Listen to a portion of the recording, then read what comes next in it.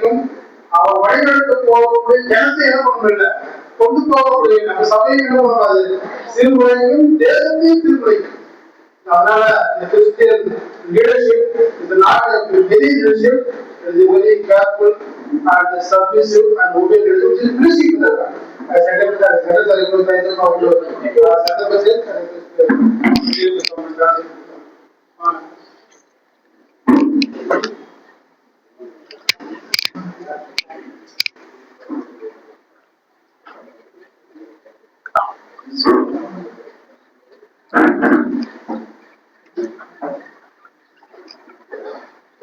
ప్రభు నామములో మరొకసారి మీ అందరికి వందనాలు. கர்த்தருடைய நாமத்தினால மீண்டும் ஒரு விஷயம் கூட உங்களுக்கு என்னுடைய வாழ்த்துக்களை தெரிவித்துக் கொள்கிறேன். వందనాలంటే మీరు ఎవరు అనలా, ஸ்தோத்திரம் சொன்னா யாரும் ஸ்தோத்திரம் சொல்ல மாட்டீங்க. చాలా మందికి ఏమి అనిపిస్తుంది అంటే వందనాలు is a part of message. எல்லாருக்கும் அநேகர் என்ன நினைக்கிறாங்க சொன்னா, நீங்க வந்து ஸ்தோத்திரம் சொன்னா அது செய்தியுடைய ஒரு பகுதி என்று நினைத்துக் கொள்கிறார்கள். That is not at all a part of message. It is a special invitation, greetings to the people who are listening. இது செய்தியினுடைய பாகம் அல்ல. இங்கு அமர்ந்து தேவனுடைய செய்தியை கேட்கக்கூடிய உங்களுக்கு எங்களுடைய விசேஷித்த அழைப்புகளும் வாழ்த்துகளும் என்று புரிந்து கொள்ளுங்கள். ఉదయకాలంలో మనం దేవుడు సేవకులను ఏర్పాటు చేసుకొని నాయకులుగా వారిని ఉంచి తన ఘనమైన పనిని ఎలా జరిగించుకున్నాడో, ఎంత సున్నితమైన వాడో అన్న సంగతులు ఆలోచన చేసాం మనం. காலையிலே தேவன் தன்னுடைய ஊழியக்காரர்களை நியமித்துக் கொண்டு எவ்விதமாக அவர்களை தலைமை தாழ்த்தி அவர்கள் நடக்க வேண்டும் என்ற காரியத்தை கற்றுக் கொடுத்தார். அதிலும் கர்த்தர் எவ்வளவு காரியங்களை கவனிக்கிறார் என்று துரிதமாக கவனிக்கிறார் என்ற காரியத்தை நாம் பார்த்திருந்தோம். సున్నితమైన అనే పదం ఉపయోగించాను నేను. இந்த துரிதமான காரியங்கள் என்ற வார்த்தையை நாங்கள் பயன்படுத்துகிறோம். సున్నితమైన అంటే వెరీ మైన్యూట్, அதாவது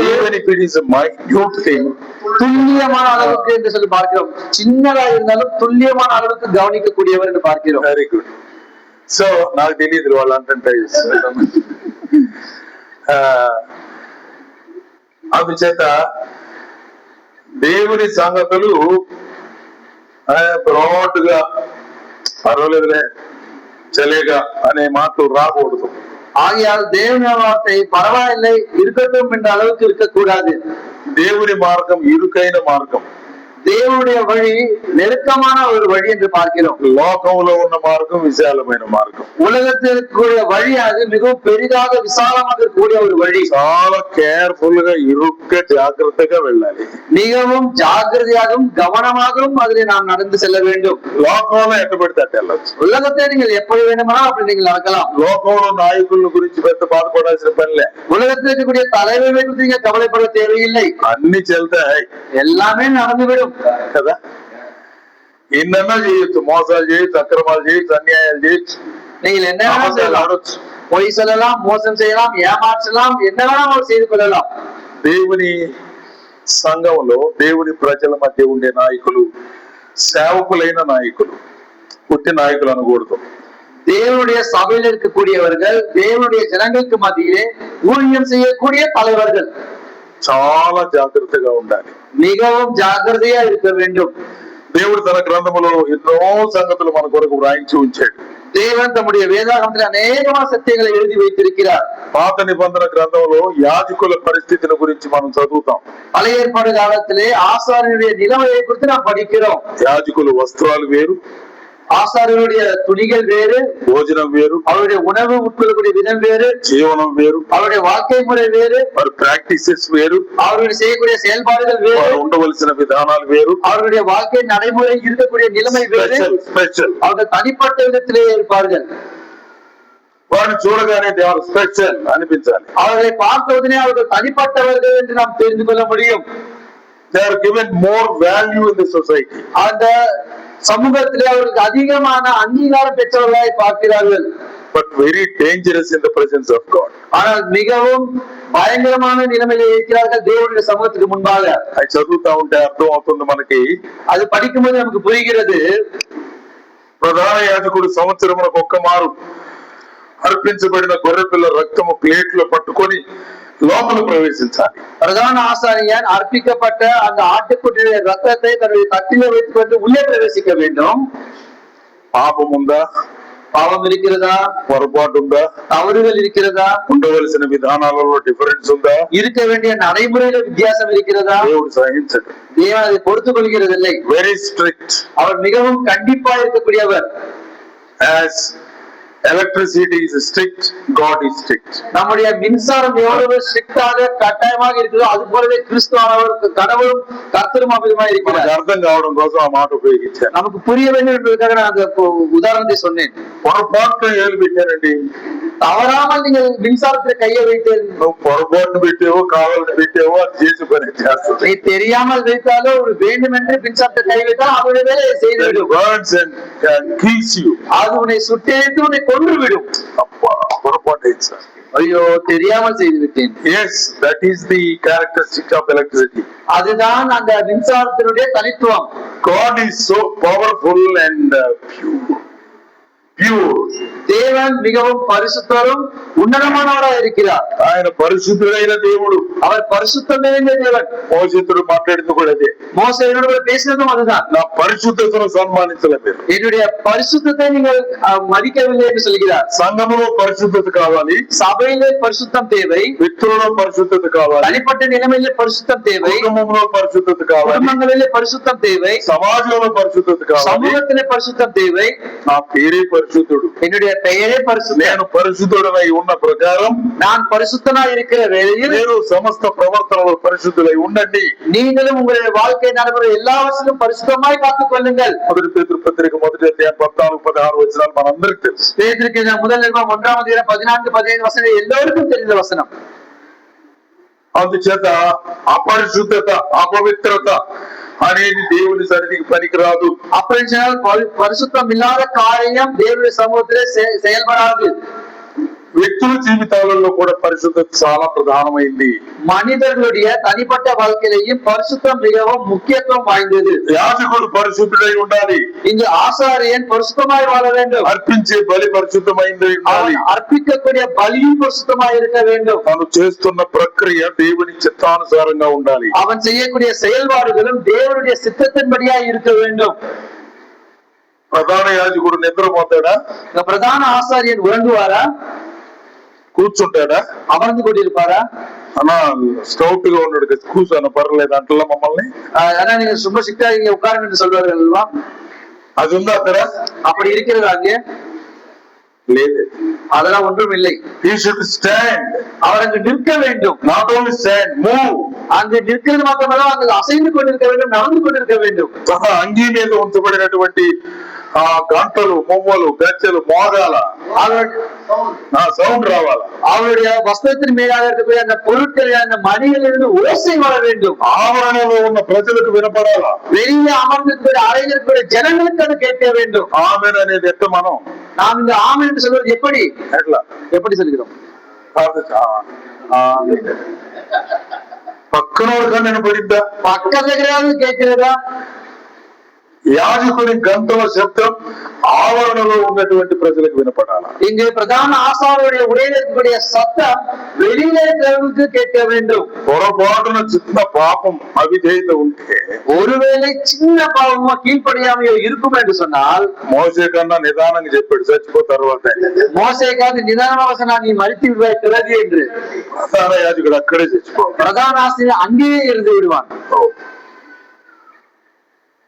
అంటే పవర్ఫుల్ హోలీ గాడ్. எவ்வளவு வல்லமையுள்ள பரிசுத்த தேவன். అందుకే యాకోబు అన్నాడు ప్రయాణంలో ఇది భయంకరమైన స్థలం. அதற்குதான் யாக்கோபு சொன்னார் தன்னுடைய பிரயாணத்திலே இது பயங்கரமான இடம், ఇది దేవుడున్న స్థలం, இது தேவன் இருக்கக்கூடிய இடம். భయపడుతున్నా నేను, நான் பயப்படுகிறேன். దేవుని ప్రసన్నత, தேவனுடைய பிரசன்னம், దేవుని సన్నిధి, தேவனுடைய சந்நிதி, దేవుడున్న స్థలం, தேவன் இருக்கக்கூடிய இடம் ఎంత కేర్ఫుల్ గా ఉంటారో, எவ்வளவு கவனமாக இருக்க வேண்டும் அவர்கள். ఒకవేళ చనిపోయిన వ్యక్తిని లాగటానికి ఎవడు లోపలికి వెళ్ళడానికి కూడా వీల్లేదు. ஒருவேளை மறித்து போன ஒரு மனிதரை வெளியே அழைப்பதற்கு கூட அவர்கள் உள்ளே போக அனுமதி இல்லை. అందుకు ఆ దినాలలో నడువునకు తాడు ఇప్పుడు కూడా కట్టుకుంటున్నారు పాపం వాళ్ళు. ఇంకా அதற்காக அந்த நாட்களிலே இடுப்புக்கு கயிறு கட்டிக்கொள்வார். இன்னும் இந்த நாட்களிலும் கட்டிக்கொள்கிறார்கள். ఎర్రజినికి పోయినా அவருடைய திரை கிழிந்து போனாலும், అది లేకపోయినా, அது இல்லாமல் போனாலும், ఆ గుర్తు పోనీయటం వల్ల அந்த అடையாளத்தை விடுகிறது. అది పాపం వాళ్ళకి తెలియక ஆனா அது அவர்களுக்கு தெரியாமல் ఆ డ్రెస్ మెయింటైన్ చేస్తున్నారు. அந்த உடையை அவர்கள் அப்படியாக மெயின்டைன் செய்கிறார்கள். 12 గోత్రాలకు ఉండే ప్లేట్లు లేవు పాపం. 12 கோத்திரத்தாருக்கு இருக்கக்கூடிய அந்த பெயர் அந்த பெயர்கள் இல்லை. షో చేస్తున్నారు. அதை வெளியிலே காண்பிக்கிறார்கள். రైట్. పరిశుద్ధత చాలా ప్రధానమైంది అందులో. பரிசுத்தமானது மிகவும் முக்கியத்துவம் வாய்ந்தது. God is so powerful. If it is not functioning properly, that kills. தேவன் மிகவும் வல்லமை வாய்ந்தவர். அது சரியாக வேலை செய்ய விட்டால் அது உங்களை கொன்று விடும் என்று புரிந்து கொள்ளுங்கள். బాబు నువ్వు ప్రధాన యాజకుడిగా వెళ్తావా? நீ பிரதான ஆசாரியாக நீ செல்வாயா? దేవుడు పిలుస్తున్నాడు. தேவன் உன்னை அழைக்கிறார். అయ్యా வேண்டாம் ஐயா, మానవ మాత్రులమయ్యా, நான் మనిதன் மட்டும் தான் ஐயா. ఏర్పాటు చేసే ప్రమాదం ఉందయ్యా. ஒரு தவறு செய்யக்கூடிய அனுபவம் இருக்கிறது ஐயா. అపవిత్రతలోకి వెళ్లే అవకాశం ఉందయ్యా. ஒருவேளை நான் தவறு செய்யக்கூடிய அனுபவம் எனக்கு మాట இருக்கிறது. ద్వారా, చూపు ద్వారా, ఆలోచన ద్వారా, క్రియల ద్వారా, வார்த்தையினாலே, பார்வையினாலே, செயல்களினாலே, சிந்தனையினாலே பாவம் செய்வதற்கு வாய்ப்பு ఎక్కడైనా இருக்கிறது. పొరపాటు చేసే అవకాశం ఉంది. எங்கேயாவது ஒரு விதை கூட தவறு செய்ய வாய்ப்பு இருக்கிறது. ప్రధాన యాజకుడిగా వస్తున్నానంటే பிரதான ஆசாரியாக வருகிறாய் என்றால் చావుకు రెడీ వచ్చినట్టు. உன்னுடைய மரணத்துக்கு நீ சித்தமாய் வருகிறது போல. మిలిటరీలో నిలబడుతున్నావంటే நீங்க இந்த மிலிட்டரியில இருப்பார்கள் அல்லவா, you have to kill or you will be killed. நீ கொல்ல வேண்டும், இல்லை என்றால் நீ மரித்து போவதற்கு தயாராக இருக்க வேண்டும். That is the job of a priest. அதுதான் ஒரு பிரதான ஆசாரியனுடைய வேலை. మనం ఎవరు? நாம் யார்? యాజకులం, ஆசாரியர்கள், రాజులైన యాజక సమూహం. ராஜரிக ஆசாரிய கூட்டமும். 1 పేతురు పత్రిక 2వ అధ్యాయం 1 பேதுரு முதல் நிருபம் 2వ வசனத்திலிருந்து படிக்கிறோம். 9వ వచనంలో చెప్పబడినట్లుగా 9ஆம் வசனத்தில் சொன்னபடிது போல మనము రాజులైన యాజక సమూహం. நாம் ராஜாக்களாக இருக்கக்கூடிய ஆசாரிய கூட்டமும். రాజులం, ராஜாக்கள் ఎలా ఉండాలి? எப்படியா இருக்க வேண்டும்? ఇందాక చెప్పుకున్నాం. இப்போது நாம் சொல்லிக் கொண்டோம். యాజకులం ஆசாரியர்கள் ఎలా ఉండాలి? எப்படி இருக்க வேண்டும்? ఇప్పుడు చెప్పుకున్నాం. இப்போது நாம் சொல்லிக் கொண்டோம். ఈ రెండు లేకపోతే నువ్వు రాజువు కాదు, యాజకుడు కాదు. இது இரண்டும் இல்லைன்னா நீ ராஜாவும் கிடையாது, ஆசாரியனும் கிடையாது. అదేమంటే నేను యాజకుడు అంటాడు పాత్ర పట్టుకొని. ஆனால் இங்க என்ன சொல்கிறார்? இந்த பாத்திரத்தை படுத்துக்கிற நான் ஆசாரியன் என்று சொல்லுகிறார். అంటున్నావులే, అవన్నీ ఉన్నాయా? நீ சொல்லுகிறாய், ஆனா உனக்கு இருக்கிறதா? పవిత్రత ఉందా? உனக்கு பரிசுத்தம் இருக்கிறதா? విధేయత ఉందా? உனக்கு கீழ்ப்படிதல் இருக்கிறதா? లోబడేది ఉందా? நீ కీழ்పడిகிறாయా? ఈ సంగతులు ఆలోచించేయాలి. இந்த காரியங்களை நாம் யோசித்து பார்க்க வேண்டும். దేవుడు నాతో మాట్లాడుతున్నాడు. தேவனோடு கூட பேசுகிறார். నాతో ఏం మాట్లాడాడు ఆ సంగతులే మాట్లాడాలి. நான் தேவனோடு என்ன பேசினாரோ அதை தான் நான் பேச வேண்டும். దేవుడు నాకు ఒకటి చెప్తే தேவன் எனக்கு ஒன்று சொன்னார், నేను ఇంకొకటి చెప్పాను అనుకోండి, நான் உங்களுக்கு மற்றொன்றை சொன்னேன் என்று வைத்துக் கொள்ளுங்க. అరే గాడ్ సర్ప్రైజెస్. தேவனுக்கு ஆச்சரியம் ஏற்படும். ఏమిరా என்னடா இது? నేను చెప్పింది ఏంటి? நான் என்ன சொன்னேன் இவருக்கு? నువ్వు చెప్పింది ఏంటి? நீ சொல்கிறது என்ன இவர்களுக்கு? అనడా? சொல்ல மாட்டாரா? And you are diverting the ways of people. அப்படின்னு சொன்னால் நீங்கள் மனிதர்களுடைய வழியிலிருந்து மாற்றுகிறீர்கள். దేవుడు చెప్పాలనుకున్న సంగతులు దాచి నీ సొంత సంగతులు చెప్పడం వలన ఎంత ప్రమాదం. நீங்கள் தேவன் சொல்ல நினைத்த காரியத்தை மறைத்து விட்டு உங்களுடைய சொந்த காரியத்தை சொல்வீர்கள் சொன்னால் எவ்வளவு ஆபத்து. பிலாமை குறித்து நாம் பார்க்கிறோம். బిలాము ప్రవక్త కదా. బిలాం తిరగరేసి அல்லவா? బిలాము తెలుగులో బిలయాం, రైట్. తెలుగులో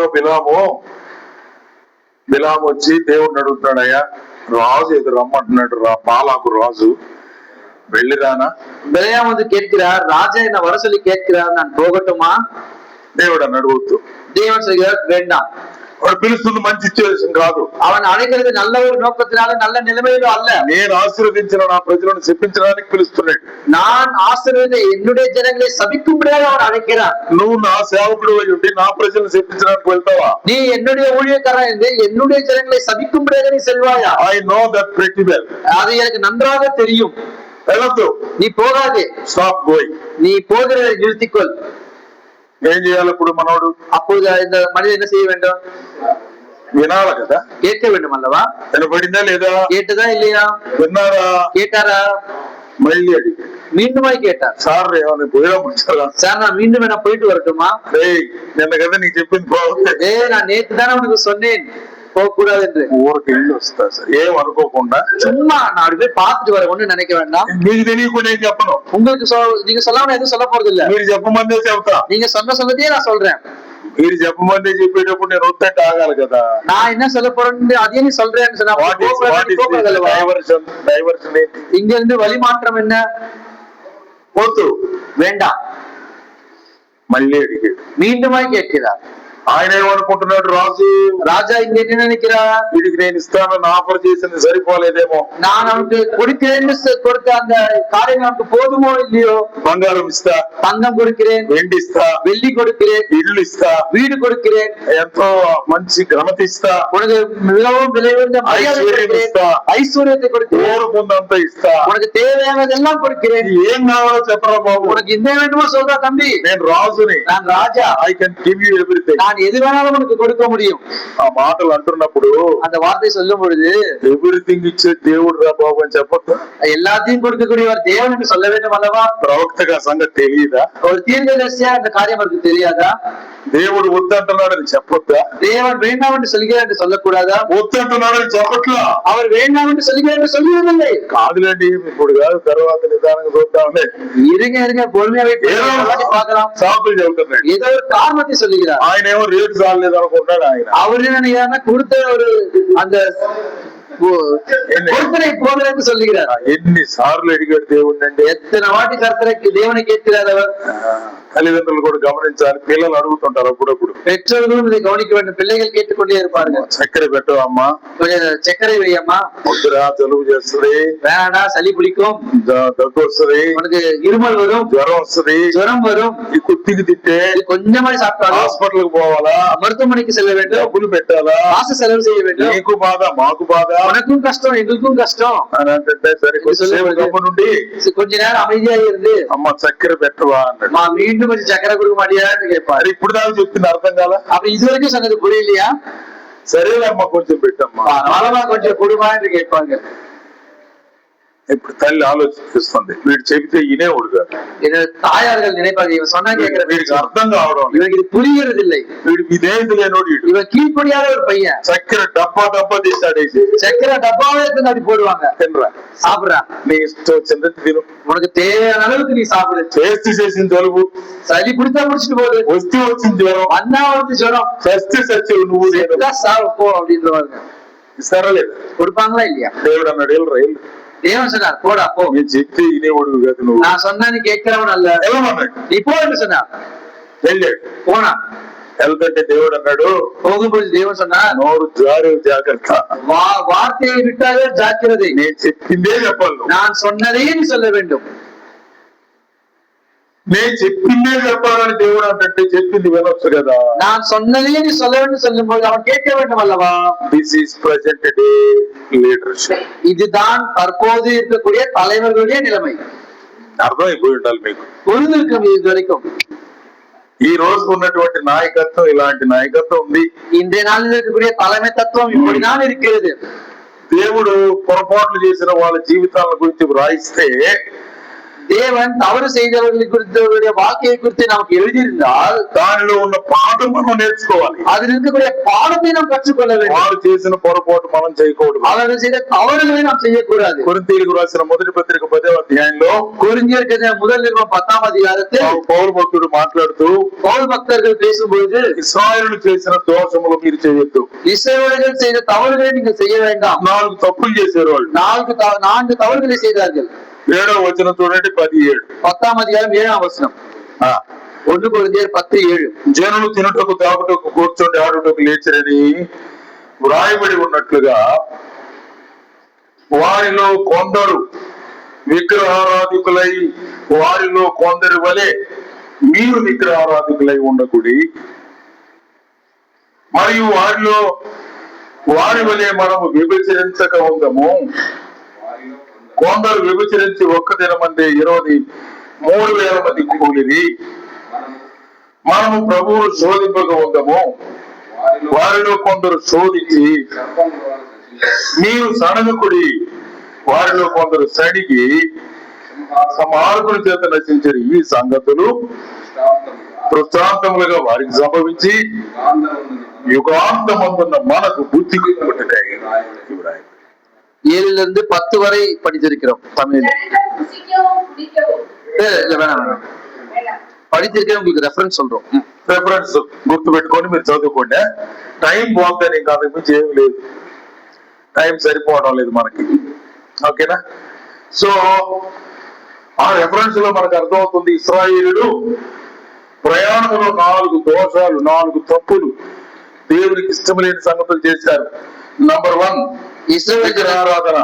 இஸ்ரவேல் ஜனங்கள் அவர்களுடைய பிரயாணத்திலே 4 தவறுகளை செய்கிறார்கள். முதல் விக்கிரக ஆராதனை, இரண்டாவது விபச்சாரம், இரண்டாவது விபச்சாரம், மூன்றாவது ప్రభువును శోధించడం, மூன்றாவது தேவனை பரீட்சை செய்வது, దేవుని మీద నాయకత్వం మీద సణుకోవడం, நான்காவது தேவன் மேல் முழுவெடுப்பது. ఈ 4 మీకు తెలియాలా? இந்த 4 உங்களுக்கு தெரிய வேண்டும். దృష్టాంతాలుగా వారికి సంభవించినవి, அவர்களுக்கு வாழ்க்கை முறையில நடந்தது. ఇప్పుడు మనకు బుద్ధి కలగడం కోసమే దేవుడు రాయించాడు. நமக்கு இப்போது புத்தி வர வேண்டும் என்பதற்காக எழுதியிருக்கிறார். మనం చేయరాదు, நாம இது செய்யக்கூடாது. ఇందులో ఇంకా అర్థం కావాల్సింది ఏముంది? இதுல நமக்கு புரிய வேண்டியது வேற என்ன இருக்கிறது? దేవుని పిల్లలు విగ్రహారాధన చేయరాదు, தேவனுடைய பிள்ளைகள் விக்கிரகாராதனை செய்யக்கூடாது. మాటనంగులను మా దగ్గర విగ్రహాలు ఏడండి நீங்க சொல்லலாம், எங்க கிட்ட விக்கிரகங்கள் எங்கே இருக்கிறது என்று అంటారు కదా, என்று சொல்வீர்கள் அல்லவா? ఏమేమండి మీ దగ్గర విగ్రహాలు? உங்ககிட்ட என்னென்ன விக்கிரகங்கள் இருக்கிறது?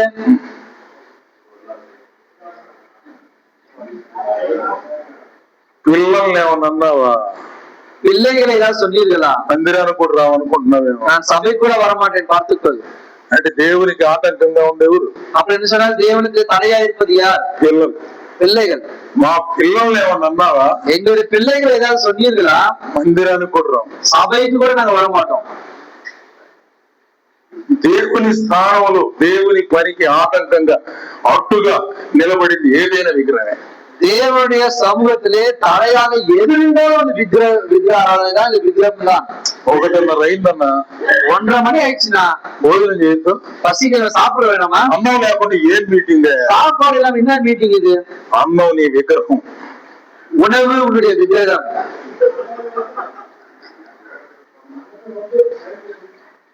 తిమోతి పత్రికలో రాశాడు, సుఖానుభవం నీ విగ్రహం. திமோத்திகள் எழுதுவது சுக அனுபவம் உன்னுடைய விக்கிரகம், ధనము నీ విగ్రహం, உன்னுடைய பணம் உன்னுடைய விக்கிரகம், ఉద్యోగము నీ విగ్రహం, உன்னுடைய வேலை உனக்கு விக்கிரகம். నీకు ఏది ప్రాముఖ్య ఇంపార్టెన్సో, உனக்கு எது முக்கியத்துவமோ, దేనికంటే దేవుని కంటే ఏది ఎక్కువ, எது தேவனை காட்டிலும் முக்கியத்துவமோ అది విగ్రహం. அது விக்கிரம். ఎవరు? யாரும் విగ్రహాలు ఉన్నాయా లేవా? விக்கிரம் இருக்கிறதா இல்லையா? నమ్ముకున్న వాళ్ళ దగ్గర సంగతి నేను అడిగేది. நான் நம்பினவர்களை பற்றி தான் கேட்கிறேன்.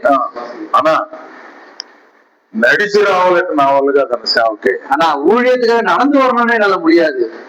ఏదన్నా మంచి బస్సు పెట్టండి, కారు పెట్టండి, ஏதாவது పెట్టండి, ஏதாவது ஒரு நல்ல வாகனத்தையோ பேருந்தையோ வேனையோ காரையோ வைங்க, అప్పుడు వస్తాం. కానీ அப்போது நான் வருவேன் ஊழியத்திற்கு. నడిచి రమ్మంటే ఎవరు వస్తామండి? நடந்த வருஷம் நான் எப்படி வருவேன்? ప్రభు సేవ చేయడానికి విగ్రహాలు అడ్డంగా నీ సుఖమే. ఆరోగ్యం మీద వంక, தேவனுடைய ஊழியம் செய்வதற்கு விதமாக தடை சொல்லுவதும் உங்களுக்கு ஒரு விக்கிரம். ఆకలి మీద వంక, பசி மேல ஒரு குறை, పని మీద వంక, வேலையின் மேல ஒரு குறை, పిల్లల మీద వంక, பிள்ளையின் மேல ஒரு காரணம் சாக்கு, ఉద్యోగం మీద వంక, உங்கள் வேலை ஒரு சாக்காக சொல்லுவீர்கள். సాకులు పెడతా ఉంటాం మనం.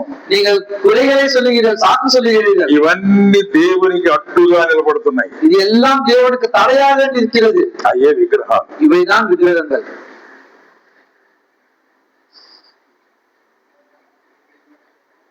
విగ్రహ ఆరాధన చేయవద్దు, விக்கிரக ஆராதனை செய்ய வேண்டாம். బా ఏ విగ్రహం చేస్తున్నామండి? ఆయన విగ్రహ ఆరాధన செய்யறேன். నేను త్వరగా ఆరాధనకు వెళ్దాం అనుకుంటున్నా. நான் சீக்கிரமாக ஆராதனைக்கு போக வேண்டும் என்று நான் நினைக்கிறேன். నీళ్ళు స్నానం చేయడం కోసం నేను పెట్టుకున్నా. நான் சுடு தண்ணியை குளிப்பதற்காக வைத்திருக்கிறேன். పెద్దోడు బాబు పుంగపగ పోసుకున్నాడు. பெரிய மகன் வந்து அவசரமா அவன் குளித்து விட்டு போயிட்டான். ఎంత గొడవ, பெரிய சண்டை. నేను అర్జెంటుకు పోవాలనుకున్నా. நான் அர்ஜென்டா போறேன் என்று நான் நினைக்கிறேன். నా నీళ్ళు ఎవరు அது என்னோட தண்ணி யாரா குளிச்சது என்று చేస్తాను మిమ్మల్ని, கொன்று விடுவேன் நான். అట్టు చేస్తాను మిమ్మల్ని, அப்படி செய்து விடுவேன் நான். వాడు తినడం లేదు. என்னுடைய வார்த்தையை கேட்கிறதில்லை நீ. సాతానుడు చిన్నగా గొడవపడ్డాడు. பிசாசானவன் பொறுமையாக உள்ளே நுழைகிறான். నీళ్ల కోసం ఇంత గొడవ, தண்ணிக்காக இவ்வளவு சண்டையா? నువ్వు వెళ్ళేదానికి நீ எங்க போறாய்? ఆరాధనకా? ஆராதனைக்கா? ఇంట్లో వాళ్ళతో గొడవ పెట్టుకుంటావా? வீட்டுல சண்டை போட்டுட்டு ஆராதனைக்கு போறீங்க. తగాదు పెట్టుకుంటావా? நீங்க சண்டை போடுறீங்க. నీళ్ల కోసం చంపేస్తావా? தண்ணிக்காக நீங்க கொண்டு போடுவீங்களா?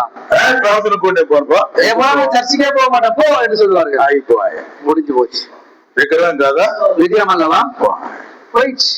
తెలియదు మనకు. అది தெரியவே தெரியாது நமக்கு. మనం ఏదో మంచి చేస్తున్నాం అనుకుంటాం, நாம் என்னவோ நல்லது செய்தோம் என்று நாம் మనం మంచి நினைக்கிறோம். మాట్లాడుతున్నాం అనుకుంటాం. நான் நல்லது பேசுகிறேன் என்று நாம் நினைக்கிறோம். సాతానుడు ఎంత విచిత్రంగా ట్రాప్ వేస్తాడు. பிசாசானவன் எவ்வளவு தந்திரமாக உங்களுக்கு வளைவிருக்கிறான் என்று దేవుడి பாருங்கள். నుంచి దూరం చేయడం, தேவனிலிருந்து உங்களை தூரமாக்குவதற்கு, నెమ్మది నుంచి దూరం చేయడం, நிம்மதியிலிருந்து தூரமாக்குவதற்கு, ప్రశాంతత నుంచి దూరం చేయడం, அமைதியா இருக்கிறது தூரமாக்குவதற்கு, ఐక్యత నుంచి దూరం చేయడం, ஐக்கியத்திலிருந்து ஐக்கியப்படுவதிலிருந்து ప్రేమ தூரப்படுத்துவதற்கு, నుంచి దూరం చేయడం. அன்பிலிருந்து உங்களை தூரப்படுத்துகிறதுக்கு. ఏం లేకుండా ఆరాధన ఏం చేస్తా?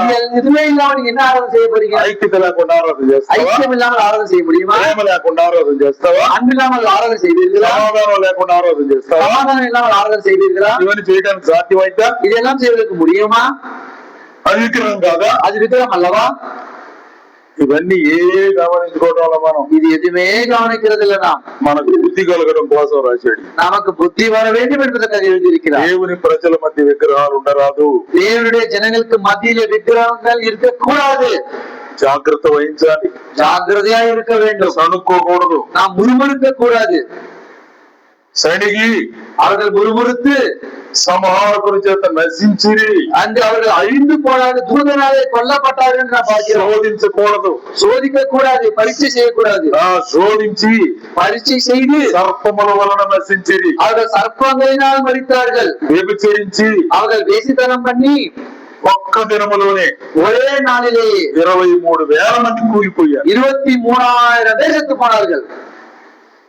ఇవన్నీ ఆత్మీయమైన భావాలతో మనం చెప్పుకోవాలి. இதெல்லாம் ஆவிக்குரிய ஆலோசனையோடு கூட நாம் சொல்லிக் கொள்ள வேண்டும். విగ్రహం ఒక్కటే అన్నాను నేను, விக்கிரகங்கள் ஒன்றென்று நான் சொல்றேன். సంగతులు అనడం లేదు, టైం చాలు. மீதி இருக்கக்கூடிய காரியங்களை நாங்கள் பேசுறதுல நேரம் இல்லை. అందుచేత జాగ్రత్త వహించాలి. அதற்காக நீங்கள் யாவரும் ஜாகிரதையா இருக்க வேண்டும். ఇవి మనకు ఆటంకాలుగా ఉంటాయి. இது எல்லாம் நமக்கு தடைகளாய் இருக்கும். అందుకే మనకు బుద్ధి కలగడం కోసమే దేవుడు రాయించాడు. அதற்காக தான் நமக்கு புத்தி வர வேண்டும் என்பதற்காக தேவன் இதை எழுதியிருக்கிறார். వాళ్ళ తప్పుల్ని మనం అనుసరించడానికి కాదు, அவர்களுடைய தவறுகளை நாம் பின்பற்றுவதற்காக அல்ல. మీరు చెయ్యకూడదు, நீங்கள் செய்யவே கூடாது. ఈ మాటలు చాలా జాగ్రత్తగా మన మనసును పెట్టాలి. இந்த வார்த்தைகளை ஜாகிரதையாக நம்முடைய இருதயங்களிலே நாம் வைக்க வேண்டும். ప్రవక్త, தீர்க்கதரிசி, యాజకుడు, ஆசாரியன், రాజు, ராஜா జాగ్రత్త పడాలి. ஜாகிரதையா இருக்க வேண்டும். ప్రజలను నడిపించే నాయకుడు ஜனங்களை வழிநடத்தக்கூடிய தலைவன் విధేయతతో, கீழ்ப்படிதலோடு, నమ్రతతో, நம்பிக்கையோடு, శ్రద్ధగా విని, பொறுப்போடு கேட்டு, విశ్వాసం ఉంచి விசுவாசம் வைத்து దేవుని పరిశుద్ధతను సన్మానించాలి. தேவனுடைய பரிசுத்தத்தை கனம் பண்ண வேண்டும். అలా చేయలేకపోతే మనం దేవుని చిత్తాన్ని నెరవేర్చిన వారు కాం. அப்படியாக செய்யாமல் போய்விட்டால் நாம் தேவனுடைய சித்தத்தின்படி நடக்கிறவர்கள் அல்ல. క్రొత్త నిబంధనలో, புதிய ஏற்பாட்டில் పాత నిబంధనల సంగతులు అయ్యండి, இது எல்லாம் பழைய ஏற்பாட்டின் காரியங்கள். అవన్నీ పాఠాలు, அதெல்லாம் பாடங்கள், పటాలు, அதெல்லாம் ஒரு பட்டங்கள், పటాలవి, அதெல்லாம் ஒரு పిక్చర్, அது ஒரு புகைப்படம், சித்திரம். చిత్రం. ఇప్పుడు ఒరిజినాలిటీలోకి తీసుకొచ్చాడు మనం. ఇప్పుడు నిజத்துக்குள்ளாக கொண்டு வந்திருக்கிறார். సంఘము, சபை, ప్రభు అయిన యేసుక్రీస్తు వారు, கர்த்தராகிய இயேசு கிறிஸ்துவானவர், ఆరాధించే పరిశుద్ధులు, ஆராதிக்கக்கூடிய பரிசுத்தவான்கள், దేవుని ప్రజలు ఎలా నడవాలి, தேவனுடைய ஜனங்கள் எவ்விதமாக நடக்க வேண்டும். మనందరికి తెలుసు. நமக்கு எல்லோருக்கும் தெரியும், సంఘము దేవునిది, சபையானது தேவனுடையது, స్వార్థం ఇచ్చి సంపాదించింది. அவருடைய சொந்த ரத்தத்தினாலே மீட்கப்பட்டது.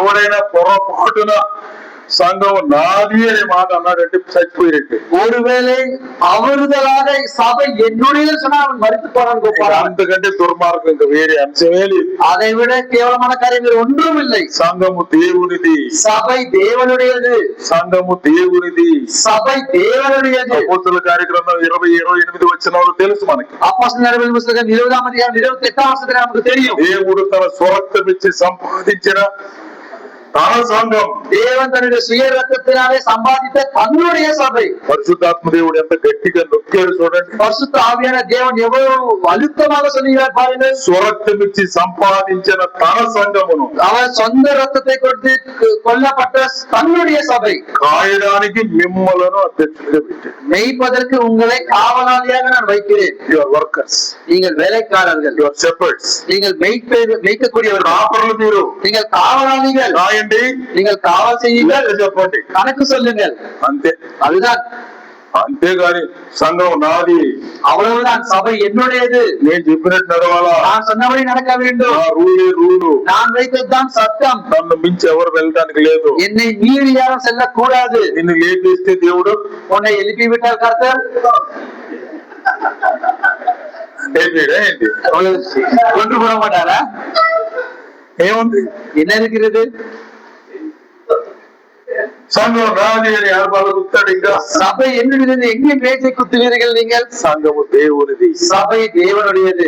మనం పిలువబడిన వారు, நாம் అழைக்கப்பட்டவர்கள், ఏర్పరచబడిన వారు, ஏற்பாடு செய்யப்பட்டவர்கள், నియమించబడిన వారు, நியமிக்கப்பட்டவர்கள், పని అప్పగించబడిన వారు, வேலை கொடுக்கப்பட்டவர்கள், శ్రద్ధగా పని చేయాలి, பொறுப்பாக வேலை செய்ய வேண்டும், జాగ్రత్తగా లెక్క చెప్పాలి, ஜாக்கிரதையாக கணக்கு ஒப்பு கொடுக்க வேண்டும். మనం ఎవరికి లెక్క ఒప్ప చెప్పవలసి ఉన్నదో நாம் யாருக்கு கணக்கு கொடுக்க வேண்டுமோ ఆ దేవుని కనులకు, அந்த தேவனுடைய கண்களுக்கு మరుగు లేకుండా அறிவில்லாமல் సమస్తము எல்லாவற்றையும் ఏదుగా కనబడుతుంది. தெளிவாக தெரியப்படுத்துகிறது. అకౌంట్స్ మాఫీ చేయడానికి కుదరదు. இங்க కணக்குகளை மாற்ற முடியாது.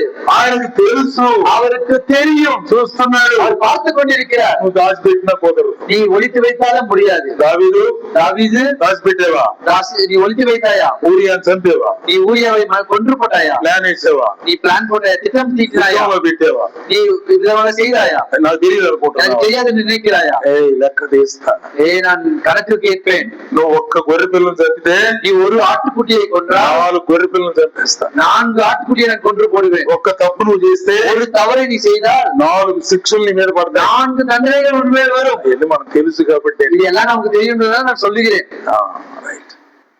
சரி, దేవుడు వదిలిపెట్టాడు. தேவன் விட்டு விடுகிறதில்லை. అందుకే చాలా కేర్ఫుల్ గా ఉండాలి. அதற்காக மிகவும் ஜாக்கிரதையாக இருக்க வேண்டும். క్రొత్త నిబంధనలో புதிய ஏற்பாட்டு காலத்தில் దేవుడు నియమించాడు. தேவன் நியமித்திருக்கிறார். దేవుని సంఘం தேவனுடைய சபை దేవుని ప్రణాళిక ప్రకారం పనిచేయాలి. தேவனுடைய கட்டளையின்படியாக நடக்க வேண்டும். దేవుని ప్రణాళిక గ్రంథంలో క్లియర్ గా ఉంది. தேவனுடைய வார்த்தை வேதாகமத்தில் தெளிவாக இருக்கிறது. సంఘములో ఆయన శిరస్సు, சபையில் அவர் தலை, మనం అవయవాలు. நான் அவருடைய உறுப்புகள். బాధ్యత ఇచ్చాడు. பொறுப்பு கொடுத்திருக்கிறார். కాపురులారా காவலாளர்களே, కాయండి, காவல் செய்யுங்கள், జాగ్రత్త చేయండి, ஜாக்கிரதை கொடுத்துங்கள், లెక్క చెప్పండి. கணக்கு சொல்லுங்கள். పరిచారకులారా உபசரிப்புக்காரர்களே, పరిచర్య చేయండి. உபசரிப்பு செய்யுங்கள். సేవకులారా ஊழியக்காரர்களே, నశించే ఆత్మల దగ్గరికి వెళ్ళండి. அழிந்து போகக்கூடிய ஆத்மாவிடத்தில் செல்லுங்கள். వీళ్ళు ఎవరు గొప్ప? இவர்கள் யார் உயர்ந்தவர்கள்? ఇది ఒక పెద్ద గోళ. இது ஒரு பெரிய பிரச்சனை. శిష్యులలో ఎవరు గొప్ప? சீஷர்களிலே யார் பெரியவர்? మీరు చెప్పండి ఎవరు గొప్ప? நீங்க சொல்லுங்க யார் உன்னதமானவர் என்று. శిష్యులకు ఒక రోజు గొడవ వచ్చింది. சீஷர்களுக்குள்ளாக ஒரு சண்டை வந்தது. ఎవరు గొప్ప? யார் பெரியவன், யார் உன்னதமானவன்? పేతురు గుర్రు నిలబట్టాడు. பேதுரு வெறப்பாய் நின்றார். చూడండి నన్ను, பாருங்கடா என்ன, నేను నాకంటే ముందు ఉండేవాడిని. எல்லாத்துக்கும் முன்னாக நிற்கக்கூடியவன். 3 సార్లు అబద్ధవాడి ఉంటువే గొప్పరా? 3 வாட்டி போய் சொன்னவன். நீ என்ன பெரியவன்டா? నువ్వు గొప్ప. நீ பெரியவனா, உன்னதமானவனா? తోమా தோமாவே, నువ్వు గొప్ప. நீ உன்னதமானவனா? నేను నమ్మనే గొప్ప. நான் நம்பவே நம்ப மாட்டேன்னு சொன்ன நீ உன்னதமானவனா? ఇట్లా చేస్తారు మన దగ్గర. இப்பேற்பட்ட காரியம் நமக்கும் இருக்கு. ఎవరు గొప్ప? யார் உன்னதமானவன்? పని అంతా ఒకటే, வேலை எல்லாம் ஒன்றுதான். పరిచర్యలు వేరుగా ఉన్నా காரியங்கள் வேறுவேறா இருந்தாலும் అది దైవికమైన కార్యం. அது தேவனுடைய சித்தத்தின்படியே ఈ நடக்கக்கூடிய పళ్ళ காரியம். దగ్గర నిలబడి వాక్యం చెప్పిన వాడైనా, இந்த மேஜையில் நின்று தேவனுடைய வார்த்தையை சொன்னாலும், పళ్ళను సరిదేవాడైనా, இந்த மேஜையை சரி செய்யாம వంట இருந்தாலும், చేసేవాడైనా, இங்கே சமைக்கக்கூடியவர்களா இருந்தாலும், క్లీన్ చేసేవారైనా, இங்கே பெருக்கக்கூடியவர்களா இருந்தாலும், పాడేవారైనా பாடல் பாடக்கூடியவர்களா இருந்தாலும் అందరూ ఒకటే. எல்லோரும் ஒன்றுதான். ఈ ఏలులో ఉన్నటువంటిది రక్తమే. இந்த விரலில் இருக்கக்கூடிய இந்த ரத்தம் தான். గుండెలో ఉండేది అదే రక్తం. உன்னுடைய இருதயத்தில் இருக்கிறதும் ரத்தம் தான். ఊపిరితిత్తుల్లో ఉండేది అదే రక్తం. உன்னுடைய லங்ஸ் இருக்கிறதும் ரத்தம் தான். కిడ్నీలో ఉండేది అదే రక్తం. உன்னுடைய கிட்னில இருக்கிறதும் ரத்தம் தான். కాళ్ళలో ఉండేది అదే உன்னுடைய రక్తం. கால்களில் இருக்கிறதும் அதே ரத்தம் தான். Everything is spread. உன்னுடைய உடம்பில் எல்லாமும் అన్నిటిలో అదే రక్తం. எல்லா இடத்திலும் ஒரே ரத்தம் தான் இருக்கிறது. దేని పేడ చేస్తుంటారు. அதனுடைய வேலையை செய்து கொண்டிருக்கும். ఇది అర్థం కాదా? இது புரியவில்லையா? ఇంక సంఘం ఎందుకు అర్థం కాదు? இது உங்களுக்கு புரிகிறதில்லை. అన్న బల్లకాడికే రానిరన్నా, எனக்கு வேதமே வாழ விடுவதில்லை அண்ணா, ఆడే వాడిరన్నా, என்னை பாடலே பாட விடுவதில்லை அண்ணா, ప్రసంగమే లేనిరన్నా, எனக்கு பிரசங்கமே கொடுக்கிறது அண்ணா, ఇప్పుడు ఆయనేనన్నా எப்போதும் அவரே சொல்கிறார் அண்ணா, ఎవరన్నా వాళ్ళు కనపడితే పిలుస్తాడన్నా. அவருடைய சுயர்கள் அவருக்கு மட்டும் கொடுக்கிறார். ఈ గోళ இந்த பிரச்சனை என்னங்க? రక్తం అంతా ఒకటే, ரத்தம் எல்லாம் ஒன்றுதான், శరీరం అంతా ఒక్కటే, சரீரம் எல்லாம் ஒன்றுதான், శిరస్సు ఒక్కడే, தலை ஒன்றுதான். శిరస్సు మాట శరీరం వినాలి. தலையுடைய வார்த்தைகளை இந்த சரீரம் கேட்க வேண்டும். నా దగ్గర ఉన్న రక్తమే నీ దగ్గర ఉందిరా. என் கிட்ட இருக்கிற ரத்தம் தான் உன்னிடத்திலும் இருக்கிறது. నువ్వు డిఫరెన్స్ ఏం లేదు. உனக்கு வித்தியாசம் ஒன்றும் இல்லை. నీకు ఆకారం వేరు, உனக்கு ரூபம் வேறு, స్థాయి వేరు, உன்னுடைய நிலைமை வேறு, పని వేరు, உன்னுடைய வேலை வேறு, బాధ్యత వేరు, உன்னுடைய பொறுப்புகள் வேறு. కానీ ఒకటే మనం. ஆனால் எல்லோரும் ஒன்றுதான். ఈ సంగతి అర్థమైతే సంఘంలో గొడవలు ఉంటాయండి. இந்த காரியங்கள் புரியும் சொன்னா சபைகளில் சண்டை இருக்குமா? ఇది ఆలోచన చేయాలి. யோசித்து பார்க்க வேண்டும். ఇది మనం జాగ్రత్తగా ఆలోచన చేయాలి. இதை ஜாக்கிரதையை நாம் புரிந்து கொள்ள வேண்டும். పాట పడుతున్నాడా? பாடல் பாடுகிறாரா? సంఘం యొక్క క్షేమం కోసం, சபையுடைய நன்மைக்காக ప్రార్థన చేస్తున్నారా? ஜெபிக்கிறார்களா? విశ్వాసుల అభివృద్ధి కోసం, விசுவாசினுடைய வளர்ச்சிக்காக వాక్యం చెప్తున్నారా? வசனம் சொல்கிறார்களா? దేవుని సందేశం హెచ్చరిక కోసం, தேவனுடைய வார்த்தை மற்றவர்களுக்கு எச்சரிப்பாக இருக்க வேண்டும் ఖర్చు என்பதற்காக పెడుతున్నారా? డబ్బు ఖర్చు పెడుతున్నారా? பணத்தை செலவு செய்கிறார்களா? ఆ దేవుని పని విస్తరణ కోసం, தேவனுடைய காரியங்கள் வளர்ச்சி அடைவதற்காக బాధ్యత తీసుకొని పని చేస్తున్నారా? அவர்கள் பொறுப்படுத்தி வேலை செய்கிறார்களா? దేవుని రాజ్యవ్యాప్తి కోసం, தேவனுடைய ராஜ்யம் மற்றவர்களுக்கு தெரிவதற்காக నీకు ఏం వరం ఇచ్చారు, உனக்கு என்ன வரம் கொடுத்திருக்கிறாரோ, అలాంటి ఇచ్చారు, உனக்கு எந்த தாளாந்தை கொடுத்திருக்கிறாரோ, బాధ్యత ఇచ్చారు, உனக்கு எந்த வேலை பொறுப்பை கொடுத்திருக்கிறாரோ జాగ్రత్తగా చేయాలి. நீ அதை ஜாக்கிரதையா செய்யணும். ఎవరు గొప్ప? நீ யாருமே பெரியவன்? చెప్పండి ఇప్పుడు మీరంతా. இப்ப நீங்க சொல்லுங்க, யாருமே பெரியவன்? అందరూ ఒకటే, எல்லோரும் ஒன்றுதான், అందరూ ఒకటే, எல்லோரும் ஒன்றுதான், అనండి అందరూ ఒకటే. எல்லோரும் சொல்லுங்க, எல்லோரும் ஒன்றுதான். నేను నిలబడేవాడు కాదు, గొప్పవాడు இங்க కాదు, நிக்கிறவன் அல்ல பெரியவன், ఆడు కూర్చున్నవాడు తక్కువవాడు కాదు. உட்கார்ந்துக்கிறவன் குறைந்தவன் அல்ல. అందరూ వందనాలు చెప్తుంటారు నాకు. எல்லோரும் எனக்கு சோத்திரம் சொல்லுவார்கள். ఇప్పుడు గొప్ప ఆయన ఉంది, யாரோ பெரியவர் போலயே ఏం లేదు, ஒன்றும் இல்லை. మీరేమో ఇన్నిసార్లు అంటారు, నేను ఎప్పుడు కొడుతుంది. நீங்க அத்தனை வாட்டி சொல்லுங்க, நான் சொல்லி சொல்லுங்க, கைதாமல் ఏం లేదు, ஒன்றும் இல்லை. మనందరం ఒకటే. நாம் எல்லோரும் ஒன்றுதான். దేవుడు ఆయన నిర్దేశించిన పని, ఆ ఒక్క పని మనం చేయాలి. தேவன் நமக்கு நியமித்திருக்கிற அந்த ஒரு வேலையை நாம் செய்ய வேண்டும். ఎఫెసీ పత్రికలో ఆ మాటలు చాలా స్పష్టంగా వ్రాశాడు. எபேசியர்கள் நிருபத்தில் அந்த வார்த்தையை தெளிவாக எழுதியிருக்கிறார். చూడండి, பாருங்கள், సంఘములో ఏం పని ఉంది. சபையில் என்ன வேலை இருக்கிறது?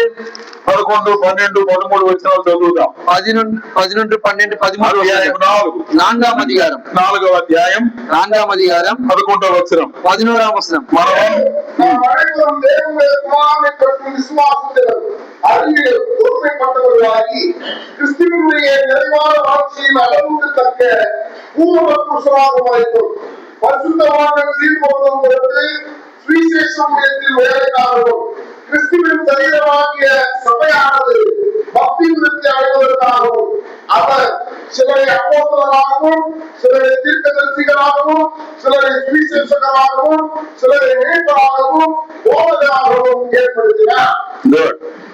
మనమందరం విశ్వాస విషయంలో, நாம் யாவரும் விசுவாசத்தின் காரியத்திலே, దేవుని కుమారుని గురించిన జ్ఞాన విషయంలో, தேவனுடைய குமாரனுடைய ஞானத்தின் காரியத்தில் ఏకత్వం పొంది ஒருமைப்பாடு பெற்று సంపూర్ణ పురుషుల మధ్య వరకు பரிபூர்ண புருஷர்கள் ஆகும் வரைக்கும் దేవుడు మనకు నిర్దేశించిన పని అది. தேவன் நமக்கு கொடுத்திருக்கக்கூடிய வேலை என்ன? నమ్మామా? நம்பினோமா? విశ్వాసం ఉంచామా? விசுவாசம் வைத்தோமா? పరిపూర్ణతలోనికి రావాలి. பரிபூர்ணத்திற்குள் வர வேண்டும்.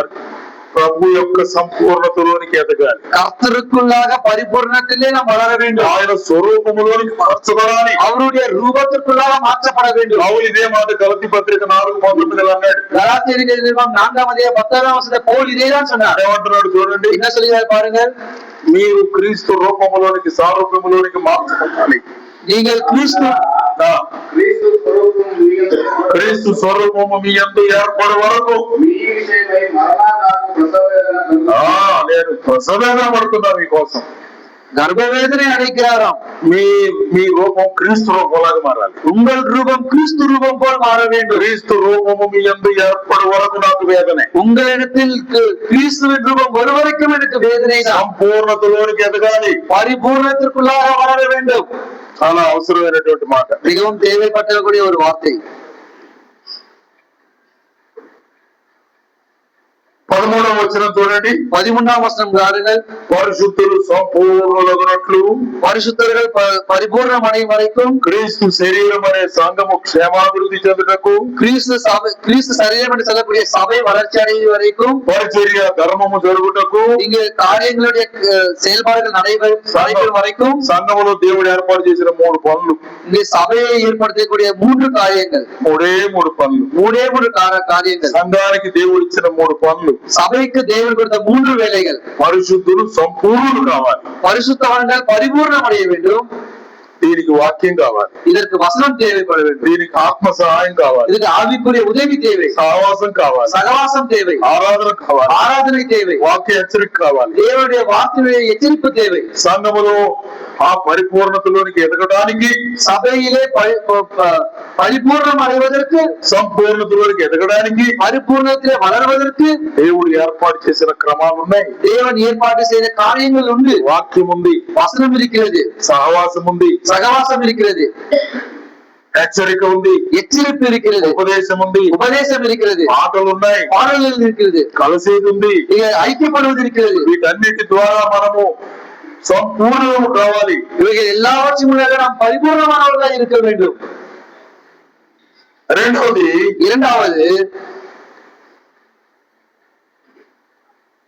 రెండవ మాట ఏం చెప్పాడంటే, இரண்டாம் வார்த்தை என்ன சொல்கிறார்? సంఘము క్షేమాభివృద్ధి చెందాలి, சபையானது நன்மை அடைய வேண்டும், வளர்ச்சி அடைய வேண்டும் என்று சொல்கிறார். అభివృద్ధి చెందాలి, வளர்ச்சி அடைய வேண்டும் என்று சொல்கிறார். వాట్ ఈస్ అభివృద్ధి? வளர்ச்சி என்றால் என்ன? ఏమిటి అభివృద్ధి? வளர்ச்சி என்றால் என்ன? మా అబ్బాయి బాగా అభివృద్ధి చెందాడండి. என்னுடைய பையன் நல்லா வளர்ந்து விட்டான். ఏంటి? என்ன? What is it? அப்படி என்றால் என்ன? మా సంఘం బాగా డెవలప్ అయిందండి. எங்களுடைய சபை நன்றாக வளர்ச்சி அடைந்து விட்டது என்றால் என்ன? ఏమిటి మీ సంఘం డెవలప్? உங்களுடைய సభை வளர்ச்சி అடைந்தது என்றால் என்ன? జనం ఎక్కువ అయ్యారా?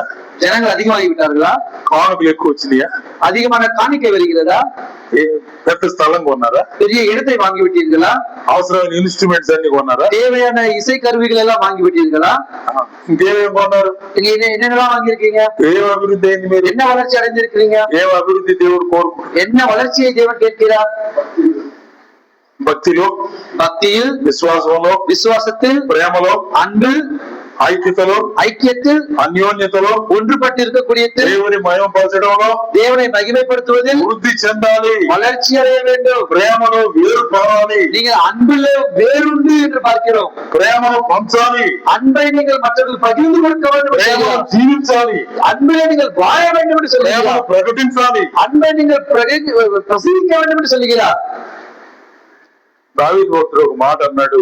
தாவீது பக்தர் ஒரு வார்த்தை சொன்னார். 40వ కీర్తనలో 40வது சங்கீதத்தில் ఏమన్నాడంటే, என்ன சொன்னார் என்றால், నేను చాలా సంతోషంగా ఉన్నాను, நான் மிகவும் சந்தோஷமா இருக்கிறேன். దేవుడు నన్ను గుంటలో నుంచి పైకి లేపాడు, தேவன் என்னை குழியிலிருந்து மேலே தூக்கினார், సావులో నుంచి నన్ను రక్షించాడు, என்னை மரணத்திலிருந்து என்னை காத்தார், బండ మీద నన్ను నిలబెట్టాడు, என்னை கண்மாயில் நிறுத்தினார், స్థిరపరిచాడు నా అడుగులు, என்னை ஸ்திரப்படுத்தின என்னுடைய பாதங்களை என்று சொல்லுகிறார். ఈ పరిస్థితుల్లో இந்த நிலைமைகளிலே నా నోట, என்னுடைய வாயில் నా దేవుడు என்னுடைய தேவன் స్తోత్ర రూపముకు క్రొత్త గీతము, ஸ்தோத்திரம் படக்கூடிய புதிய பாட்டை మన దేవుడు నా నోట ఉంచాను. நம்முடைய தேவன் என்னுடைய வாயில வைத்தார். మన దేవుడు నా నోట ఉంచాను. நம்முடைய தேவன் என்னுடைய வாயிலே வைத்தார். 3వ వచనం అది. 3வது వచనం. 40వ కీర్తన 3వ వచనం. 40வது సంగీతం 3வது వచనం. బైబిల్ ఉన్నవారు ఎవరు భాషలో వారు చదివి చేయటం వచనం. வேதம் படியுங்க. అందరూ எல்லாரும் படியுங்க. అందరూ కలిసి చదివి చేయండి. எல்லாரும் ஒன்றாய் படிப்போம். நமது தேவனை துதிக்கும் புது பாட்டையை வாயிலே கொடுத்தார். அநேகர் அதை கண்டு அஞ்சி கர்த்தரை நம்புவார்கள். నేను చదువుతున్నాను మళ్ళా. நான் படிக்கிறேன் பாருங்க. తనకు స్తోత్ర రూపముకు క్రొత్త గీతమును మన దేవుడు నా నోట ఉంచెను. நமது தேவனை துதிக்கும் புது பாட்டை அவர் என் வாயிலே கொடுத்தார். అనేకులు దానిని చూచి அநேகர் அதை கண்டு పాట పాడాను. பாடல் பாடினேன். అనేకులు அநேகர் చూసి பார்த்து. ఏంది என்னது? విని కదా అనాల్సింది. கேட்டு என்று சொல்ல வேண்டும் அல்லவா? పాట పాడారు మీరు. பாடல் பாடும் பொழுது நீங்கள் విన్నామా చూసామా? நம்ம பார்க்கிறோமா அதை கேட்கிறோமா? వీడియోనా ఆడియోనా? அது ఆడియోவா இல்லது வீடியோவா? వీడియో అయితే చూస్తాము, வீடியோவா இருந்தால் பார்ப்போம், ఆడియో అయితే వింటాము. ஆடியோவா இருந்தால் கேட்போம். స్తోత్ర రూపముకు క్రొత్త గీతమును పాడినప్పుడు துதிக்கக்கூடிய புது பாடலை நாம் பாடும்போது అనేకులు చూచి విశ్వాసం ఉంచారు. அநேகர் பார்த்து விசுவாசித்தார்கள். విని కాదు, அதை கேட்டல்ல, చూచి. பார்த்து. ఏంటి చూశారు? என்ன பார்த்தார்கள்? அந்த பாட்டை, పాటలో ఉన్న జీవితం చూశారు. பாட்டுல இருக்கக்கூடிய வாழ்க்கையை பார்த்தார்கள். పాటలో ఉన్న మాటలు నీ జీవితంలో చూశారు. அந்த பாட்டில் இருக்கக்கூடிய அந்த வாழ்க்கை முறையை அவர்கள் பார்த்தார்கள். పాటలో నీ జీవితం కనబడాలి. அந்த பாட்டிலே உங்களுடைய வாழ்க்கை தென்பட వారు చూడాలి. அதை மற்றவர்கள் பார்க்க வேண்டும். పాటలు పాడుతున్నారా?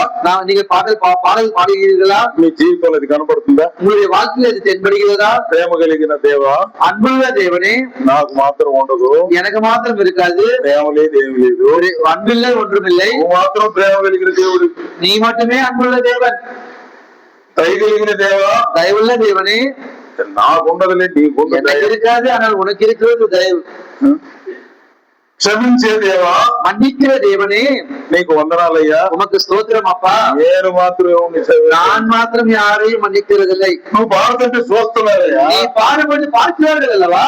చూస్తున్నారు, அவர்கள் பார்க்கிறார்கள். మరి పాడేవాడు చేస్తున్నాడు. ஐயோ, பாடல் பாடக்கூடியவன் செய்கிறான். చెయ్యకపోతే నీ పాట ఎందుకు దండగా? நீ செய்யாமல் போனால் பாடுவது வேறு. దావీదు అనుభవం చెప్తున్నాడు. தாவீது தன்னுடைய அனுபவத்திலே சொல்லுகிறார், నా నోట என்னுடைய வாயில் నా రక్షణ గురించినటువంటి స్తోత్ర గీతం, என்னுடைய ரட்சிப்புக்குரியதான புதிய பாடல், నేను బ్రతికినటువంటి అంశాన్ని గురించిన పాట, நான் வாழ்ந்த வாழ்க்கையினுடைய காரியங்களை நான் దేవుడు నన్ను ఎలా చేయి పెట్టి లేపాడో, தேவனுடைய கையை பிடித்து எவ்விதமாக உயர்த்தினாரோ, నిలిపాడో, என்னை எவ்விதமாக நிறுத்தினாரோ, నా అడుగులు స్థిరపరిచాడో, என்னுடைய பாதங்களை எவ்விதமாக உறுதி செய்தாரோ, కాపాడి రక్షించాడో, என்னை காப்பாற்றி ரட்சித்தாரோ, ఆట పాడుతున్నా. பாடல்களை பாடுகிறேன். That is my life. அதுதான் என்னுடைய வாழ்க்கை. నా జీవితంలో జరిగిన, என்னுடைய வாழ்க்கையில நடந்த சத்தியம் அதுதான். If you do that in your life only you see. நீங்கள் உங்களுடைய வாழ்க்கையில நீங்கள் செய்தால்தான் மற்றவர்கள் பார்க்க முடியும். పాటలు పాడే జాగ్రత్తగా ఉండండి. பாடல் பாட ஜாகிரதையா இருங்கள். ఏం బాగేటండి అతను, என்ன பாடினார் அவர்கள்? ఏం లాభం సార్ అన్నారు, అయిపోయా. என்ன லாபம் சார் என்று சொன்னாங்கன்னா முடிஞ்சு போச்சு கதை. పాడేడు బాగానే ఉంది కానీ பாடினார் நல்லா இருக்கிறது. బాలసుబ్రహ్మణ్యం ఏం పాడాడంట? பாலசுப்ரமணியன் என்ன பாடினாரா? నరకోగం అరుస్తున్నాడు పాపం. இப்பொழுது நரகத்திலே கட்சி கொண்டிருக்கிறார். పాతాళములో వేదన పడుతున్నాడు. பாதாளத்திலே வேதனை அனுபவிக்கிறார். నమ్మాడా? நம்பினாரா? మంచి గొంతు, நல்ல குரல், చాలా క్రిస్టియన్ సాంగ్స్ పాడాడు. ஏகமான கிறிஸ்தவ பாடல்களை பாடினார். భలే వింటాం, நாம் அதை நிறைய கேட்போம். గొంతు వింటాం, அவருடைய குரலை கேட்போம், స్క్రిప్ట్ వింటాం, அந்த பாடலுடைய வரிகளை పదా கேட்கிறோம், వింటాం. அந்த வார்த்தைகளை கேட்கிறோம். అది అతని జీవితంలో చూడాల. ஆனால் அவருடைய வாழ்க்கையிலே அவர் காண்பிக்கவில்லை. ఎక్స్పీరియన్స్. அவர் அதை அனுபவிக்கவில்லை. మన జీవితంలో అనుభవం కావాలి. நம்முடைய வாழ்க்கையில அனுபவம் தேவை. What ever you sing and speak, என்ன ஒரு பாடலை நீங்கள் பாடினாலும் நீங்கள் that பேசினாலும் must be in your behavior and life. அது உங்களுடைய வாழ்க்கையின் நடைமுறையிலே இருக்க வேண்டும். అంతే, அவ்வளவுதான். అది లేకుండా మనం ఏం చేయలేం. அது இல்லாம நம்ம ஒண்ணும் செய்ய முடியாது. ప్రార్థన చేసినా, நாம் ஜெபித்தாலும், ప్రసంగం చేసినా, பிரசங்கம் செய்தாலும், సాక్ష్యం చెప్పినా, சாட்சி சொன்னாலும், హెచ్చరిక మాట చెప్పినా, நாம் ஒரு எச்சரிப்பு வார்த்தை கொடுத்தாலும், ఈ చెప్పిన జీవితంలో ఇది ఉందా లేదా? சொல்லக்கூடிய நமக்கு இந்த வாழ்க்கையில இருக்கிறதா இல்லையா? ఉంటేనే మాట్లాడాలి. இருந்தால் மட்டுமே பேச வேண்டும். నోరు పోసుకుంటే మంచిది. இல்லை என்றால் வாயை மூடிக்கொள்வது நல்லது. మన జీవితంలో లేకపోతే మర్యాదగా చూసుకోవాలి. நம்முடைய வாழ்க்கையில இல்லாவிட்டால் மரியாதையா வாயை மூடிக்கொள்வது நமக்கு உத்தமம். దేవుని నామాన్ని అవమానపరిచిన వారు అవుతాం. தேவனுடைய நாமத்தை அவமானம் செய்தவர்களாகி விடுவோம். పరిశుద్ధతను సన్మానించినట్టు కాదు. பரிசுத்தத்தை நாம் மகிமைப்படுத்தினவர்கள் அல்ல. మోసేతోటి ఏం మాట్లాడాడు వినండి. மோசேயோடு என்ன சொன்னார் அவர்? అందుచేత మన జీవితంలో కనబడాలి అది. ஆகையால் நம்முடைய வாழ்க்கையிலிருந்து தென்பட வேண்டும். సంఘము క్షేమాభివృద్ధి నొందాలి. சபையானது நன்மையினாலே வளர்ச்சி அடைய வேண்டும். సంవత్సరాల తరబడి మందిరానికి వస్తున్నాం. வருஷந்தோறும் வருஷமாக நாம் சபைக்கு வருகிறோம். ఐక్యత ఉందా? சபையில் ஐக்கியம் இருக்கிறதா? ప్రేమ ఉందా? ప్రేమ ఉందా? அன்பு இருக்கிறதா? క్షమాపణ ఉందా? உங்களுக்கு மன்னிப்பு இருக்கிறதா? దయ ఉందా? தயவு இருக்கிறதா? కలిసిమెలిసి ఉందా? ஒன்றிணைந்து இருக்கிறதா? ఐక్యతతో కూడిన ప్రార్థన ఉందా? ஐக்கியத்தோடு கூட சேர்ந்த ஜபம் இருக்கிறதா? ఒకే అంశం మీద మన మనసు ఉందా? ஒரே ஆலோசனையோடு ஒரே காரியத்தின் மீதாக நம்முடைய மனது இருக்கிறதா? ఎఫెసీ పత్రికలో చెప్పాడు. எபேசியர் நிருபத்திலே சொன்னார், 4వ అధ్యాయంలోనే 4ஆம் அதிகாரத்தில் మనం గమనిస్తే நாம் கவனிக்கும் பொழுது సంఘములో ఐక్యత ఉన్నది. சபையில ஐக்கியம் இருக்கிறது. ஆத்மா కలిగించే ఐక్యతను ஆத்மா கொடுக்கக்கூடிய ஐக்கியம் మీరు కాపాడుకోండి. நீங்கள் காத்துக் கொள்ளுங்கள். దేవుడు ఐక్యత ఇచ్చాడు సంఘానికి. தேவன் ஐக்கியப்படும்படி சொல்லுகிறார் சபைக்கு. కాపాడుకోవాల్సిన బాధ్యత మీది. காத்துக் கொள்ளக்கூடியது நம்முடைய கடமை. 4:1 4ஆம் அதிகாரம் 1ஆம் வசனத்திலே చూడండి ఆ మాట. కాబట్టి మీరు సమాధానం అను బంధం చేత ఆత్మ కలిగించు ఐక్యమును కాపాడుకునేందు శ్రద్ధ కలిగిన వారై ప్రేమతో ఒకరి ఒకరు సహించుచు 4వ అధ్యాయం 1వ వచనం. ஓகே. கர்த்தர் நிமித்தம் கட்டுண்டவராகிய உங்களுக்கு சொல்லுகிற புதியவர்களே, நீங்கள் அழைக்கப்பட்ட அழைப்புக்கு பாத்திரவான்களாய் வந்து மிகுந்த மனதாமையும் சாந்தமும் நீடிய பொறுமை உடையவர்களா அன்பினால் ஒருவரை ஒருவர் தாங்கி சமாதானத்தினால் ஆவியின் ஒருமையை காத்துக் கொள்கிறதற்கு ஜாக்கிரதையாயிருங்கள். జాగ్రత్త చెప్పాడు మనకి. ஜாக்கிரதையா இருங்கள் என்று சொல்லுகிறார். శ్రద్ధగా ఉండండి అన్నాడు. நீங்கள் பொறுப்பாக இருங்கள் என்று சொல்லுகிறார். ఐక్యత కాపాడుకోండి అన్నాడు. உங்களுடைய ஐக்கியத்தை நீங்கள் காத்துக்கொள்ளுங்கள் என்று சொல்லுகிறார். సహించండి, ప్రేమ వహించండి అన్నాడు. நீங்கள் மனத்தாழ்மையோடு கூட சமாதானமாக இருங்கள் என்று சொல்லுகிறார். కలిగి ఉండండి అన్నాడు. நீடிய பொறுமையோடு கூட இருங்கள் என்று சொல்லுகிறார். వినయం సాత్వికం అవసరం అన్నాడు. நீங்கள் மனத்தாழ்மையோடு சமாதானத்தோடு இருக்க வேண்டும் என்று சொல்லுகிறார். ఇన్ని హెచ్చరికలు చెప్పి எவ்வளவு எச்சரிப்பு கொடுத்து శరీరం ఒక్కటే, சரீரம் ஒன்றுதான் అంటే సంఘం ఒకటే, அப்படின்னா சபை ஒன்றுதான், ఆత్మ ఒక్కడే, ஆத்மா ஒன்றுதான், దేవుడు ఒక్కడే, தேவன் ஒருவர் தான், ప్రభు ఒక్కడే, கர்த்தர் ஒருவர் தான், బాప్తిసం ఒక్కటే, ஞானஸ்தானம் ஒன்றுதான், ఇంకేమన్నాడు? నిరీక్షణ ఒక్కటే, நிச்சயம் ஒன்றுதான், విశ్వాసం ఒక్కటే, விசுவாசம் ஒன்றுதான், బాప్తిసం ఒక్కటే, ஞானஸ்தானம் ஒன்றுதான். కదా. ఒకటే పిలుపునకు మీరు ஒரே அழைப்பு தான், ஒரே அழைப்புக்கு கீழ்ப்படிந்தவர்களாய் நீங்கள் வாருங்கள் என்று சொல்லுகிறார். ఎన్ని చెప్పాడు? ఒకటే ఒకటే ఒకటే ఒకటే అని. ஒன்றே ஒன்று, ஒருவரே ஒருவர் என்று எவ்வளவோ சொல்லுகிறார். దేవునికి సంబంధించిన మాటలేమో ఒకటే ఒకటే ఒకటే అన్నాడు. தேவனுக்கு உகந்த வார்த்தைகளை ஒருவரே ஒருவரே ஒருவர் என்று சொன்னார். 4 మాటలేమో ఒకటే ఒకటే ఒకటే ఒకటే అన్నాడు. 4 వార్த்தைகள் மட்டுமே ஒன்றே ஒன்றே ஒன்றே ஒன்று என்று சொல்லுகிறார். సంఘము ఒకటే, சபை ஒன்றுதான், బాప్తిసం ఒక్కటే, ஞானஸ்தானம் ஒன்றுதான், విశ్వాసం ఒక్కటే, விசுவாசம் ஒன்றுதான், నిరీక్షణ ఒక్కటే. நிச்சயம் ஒன்றுதான். అదే పిలువబడ్డారు మీరు. ஆனால் அதுக்காக நீங்க ఒకే அழைக்கப்பட்டீர்கள். పిలుపుతో పిలువబడ్డారు. ஒரே அழைப்பினால் அழைக்கப்பட்டீர்கள். దేవుడు ఒక్కడే, தேவன் ஒருவரே, కుమారుడు ప్రభు ఒక్కడే, குமாரன் கர்த்தர் ஒருவரே, ఆత్మ ఒక్కడే. ஆத்மா ஒருவர் தான். ఇన్ని ఒక్కడే అని చెబుతుంది. మీరు ఒకటి కాదా? இவ்வளவு ஒருவர் என்று சொல்லும்போது நீங்கள் ஒன்று அல்லவா? మీరు ఒకటిగా ఉంటారా? நீங்கள் ஒன்றாய் இருக்க மாட்டீர்களா? మన గ్రూప్ వాళ్ళు ఏడుంటారు? நம்முடைய குழுவினர் எங்க இருக்கிறார்கள்? సంఘాలు మన గ్రూప్ ఏది? சபையில நம்முடைய குழு మన எங்க బ్యాచ్, మన இருக்கிறது? బ్యాచ్, நம்ம பேட்ச் எங்க இருக்கிறது? మన యాడ్ నుంచి వచ్చింది ఈ బ్యాచ్. எங்கிருந்து வந்து இந்த குழுக்கள்? ఏ బ్యాచ్ మీరు? எந்த பேட்ச் நீங்க?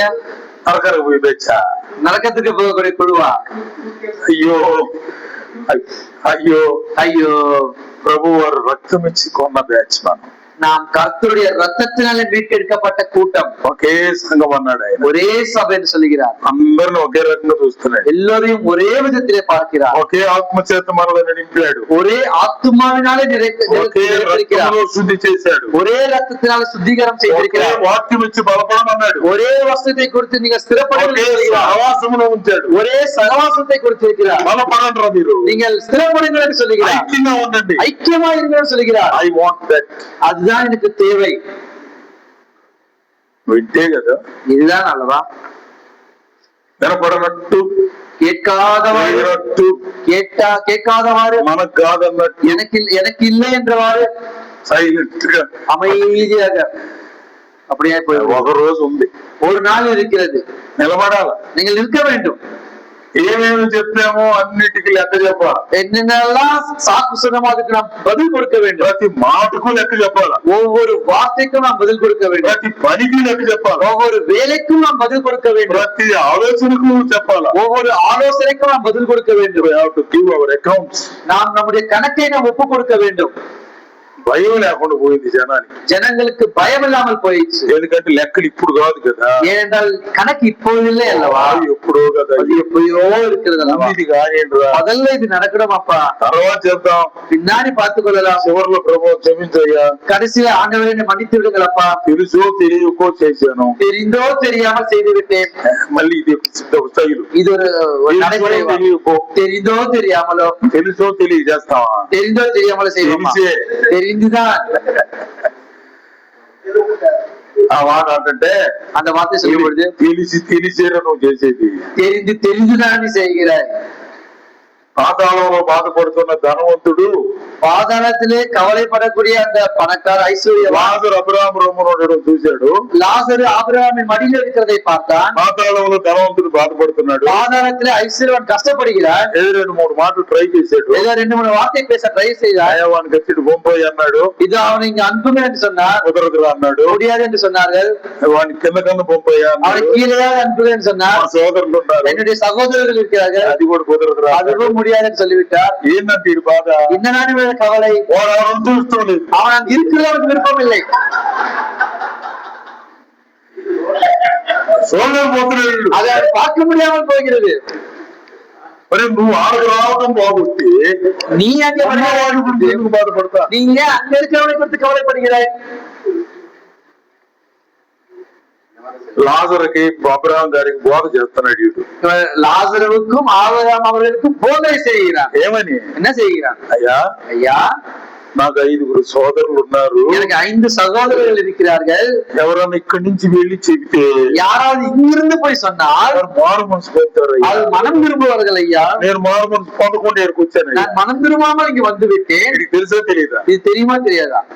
తెలుసోడికి தெரியும். அவனுக்கு మారు మనసు తెలుసు. மனம் திரும்புதல் தெரியும். அவனுக்கு మారు మనసు పొందనోడు పోతాడని తెలుసు. மனம் திரும்பாதவன் பாதாளத்துக்கு செல்வான்னு தெரியும். మారు మనసు அவனுக்கு పొందినోడు నెమ్మది అని తెలుసు. மனம் திரும்பினவனுக்கு நிம்மதி என்று அவனுக்கு தெரியும். తెలిసి తెలిసి తప్పు చేసినోడు, தெரிந்து தெரிந்து அவன் தவறு செய்தவன். அவன் కవరింగ్ వేరే వాళ్ళ కోసం. அவன் அவர்களுக்காக அவன் இதுதான் தவறு செய்கிறான். ఎంత మంచోడు రీడు అనుకోవటానికి. எவ்வளவு நல்லவன் நினைப்பதற்காகவா? అబ్రహాం కూడా చాలా మర్యాదగా మాట్లాడాడు. ஆபிரகாம் மிகவும் மரியாதையாக பேசினார். నా కుమారుడా, என் మగனே, నేనైతే నోరు మూసుకుంటానే ఉండే, நானா என்ன வாயை மூடி சொல்லியிருப்பேன். అబ్రహాం గారు చాలా మంచివాడు. ஆபிரகாம் மிகவும் நல்லவர் போல, దేవుడి స్నేహితుడు కదా, தேவனுடைய சிநேகிதன் அல்லவா, దేవుడి ప్రేమ ఎరిగినవాడు కదా, தேவனுடைய அன்பை அறிந்தவர் அல்லவா, ఎవడెవరితో ఎట్లా మాట్లాడి తెలిసినోడు కదా, யாரிடத்தில் எதிர்மாக பேச வேண்டும் அறிந்தவர் அல்லவா. కుమారుడా, என் మగனே, భూలోకంలో ఉన్నప్పుడు విన్నావంటయ్యా, உலகத்திலே பூலோகத்தில் இருக்கும்போது கேட்டாயா நீ? నీ ఇంటి ముందేగా ఈడు కూడా ఉంది, உன்னுடைய இல்லத்துக்கு வாசனைகள் బల్ల మీద ముక్కలేక కింద పడితే மேய்ச்சிலிருந்து விழுந்த இருபது துண்டுகளை எல்லாம் அவன் புசித்தான். ఆడికి ఉన్నటువంటి బాధల్లో, శ్రమల్లో, కష్టాలలో ఏమిలో దేవుని స్తుతించలేదా? அவனுக்கு கூடிய பாடுகளிலே, கவலைகளிலே, கஷ்டங்களிலே அவனை துதிக்கவில்லையா? నీకున్న ఐశ్వర్యంలో, உனக்கு இருக்கக்கூடிய ஐஸ்வர்யத்தில், నీకున్న ఆరోగ్యంలో, உனக்கு இருக்கக்கூடிய ஆரோக்கியத்தில், నీకున్న ఆధిక్యతలు, உனக்கு இருக்கக்கூடிய வல்லமையில், నీకున్న అధికారంలో, உனக்கு இருக்கக்கூடிய அதிகாரத்தில், నీకు ఆహారం సమృద్ధిగా ఉన్నప్పుడు, உனக்கு ஆகாரம் நிறைவாய் இருந்த பொழுது చిన్నోడు ఉన్నాడని గుర్తుపెట్టామంటారా? இங்கே கேட்கக்கூடிய ஒரு நினைத்திருக்கிறாயா? నువ్వు బతకపోతే చెప్పిందని నిన్నావా? அட்லீஸ்ட் நீயாவது சொன்ன பேச்சாவது கேட்டாயா? పర్వాలేదులే, அது ఇక్కడికి రావడానికి లేదు, இங்க வருவதற்கும் இல்லை, இங்க போகிறதுக்கும் இல்லை. It is once for all decided. இது ஒன்றுக்கு ஒரே முறை முடிவு செய்யப்பட்டது. ఆకాలం పోయిన తర్వాత ఇంకేంటి మళ్ళా? பாதாளத்துக்கு சென்ற பிறகு மீண்டும் என்ன முயற்சி? అవకాశమే లేదు, வாய்ப்பே இல்லை. ప్రియమైన వర్లరా, பிரியமானவர்களே, సంఘంలో కూడా మనం తెలిసి తప్పులు చేయకూడదు. சபைகளிலே நாம் தெரிந்தும் தெரிந்தும் தவறுகள் செய்யக்கூடாது. తెలిసి తప్పులు చేస్తే దేవుడు క్షమించడు. தெரிந்த தவறுகளை செய்தால் தேவன் மன்னிக்கிறதில்லை. తెలిసినోడు తప్పు చేస్తే కఠినమైన శిక్ష. தெரிந்தவன் தவறு செய்தால் கடுமையான தண்டனை. మనం తెలిసినోళ్ళో తెలియనోళ్ళో? நாம் தெரிந்தவர்களா தெரியாதவர்களா? చెప్పండి అందరూ ఒకసారి. எல்லாரும் சொல்லுங்க. అందరూ తెలిసిన వాళ్ళు, எல்லாரும் தெரிந்தவர்கள் தான். తెలిసిన వాళ్ళు, தெரிந்தவர்கள். ఏం తెలుసు మీకు? என்ன தெரியும் உங்களுக்கு? ఓరక என்ன தெரியும் உங்களுக்கு? చచ్చిపోతే ఏమవుతాం తెలుసు, மரித்து போனா என்ன ஆகும் என்று தெரியும். మన ఆత్మలు దేవుడి దగ్గర నిలబడాలని తెలుసు, நம்முடைய ஆத்மா தேவனுக்கு முன்பாக நிற்க வேண்டும் என்று లెక్క தெரியும். చెప్పాలని తెలుసు, கணக்கு சொல்ல வேண்டும் என்று தெரியும். సంఘము దేవుడిని తెలుసు, சபை தேவனுடையது என்று தெரியும். ఆయనే నడిపించేవాడు அவர் வழிநடத்தக்கூடியவர் என்று தெரியும். లెక్కలు చూసేవాడు తెలుసు, கணக்கு கூட்டு பார்க்கக்கூடியவர் என்று தெரியும். నీకేం అధికారం లేదు తెలుసు, உனக்கு எந்த ஒரு அதிகாரமும் இல்லை என்று தெரியும். నువ్వు ఏం పని చేసావో దానికి లెక్క చెప్పాల్సిన బాధ్యత ఉంది. நீ என்ன வேலை செய்யறதோ அதுக்கு கணக்கு கொடுக்க வேண்டிய பொறுப்பு உனக்கு இருக்குது என்று தெரியும். అసలు మనం ఈ లోకంలోనికి ఏమి తేలేదని తెలుసు, இந்த உலகத்துக்கு நாம் ஒன்றுமே கொண்டு வரவில்லை என்று தெரியும். తీసుకొని పోయేది ఏమి లేదని తెలుసు, இன்னொன்று ஒன்றும் கொண்டு போக போகிறதில்லை என்று தெரியும். అయినా ఒకటే పోకలాట, ஆனாலும் இது எல்லாம் பிரச்சனை தான். ఒకటే సంపాదన, எல்லாம் சம்பாத்தியம், ఒకటే గ్రీడింగ్ మైండ్, எல்லாம் ஒரு ஆசை, గ్రీడీ మైండ్, நமக்கு பேராசை, లాక్కుందామనే. எல்லாவற்றையும் இழுத்துக் கொள்ள வேண்டும் என்று. ఎవరి సంగతి అంటే దేవుని పిల్లలు, இது யாருடைய நிலைமை என்றால் தேவனுடைய பிள்ளைகளுடைய நிலைமை. లోకంలో వాళ్ళు తీసేయండి, మన நரகத்தில் இருக்கிறவர்களை விட்டு விடுங்கள். లోకంలో వాళ్ళు సంగతి అక్కర్లా, உலகத்தில் இருக்கிறவருடைய நிலைமை நமக்கு தேவையில்லை. దేవుని బిడ్డవు, நீ தேவனுடைய பிள்ளை.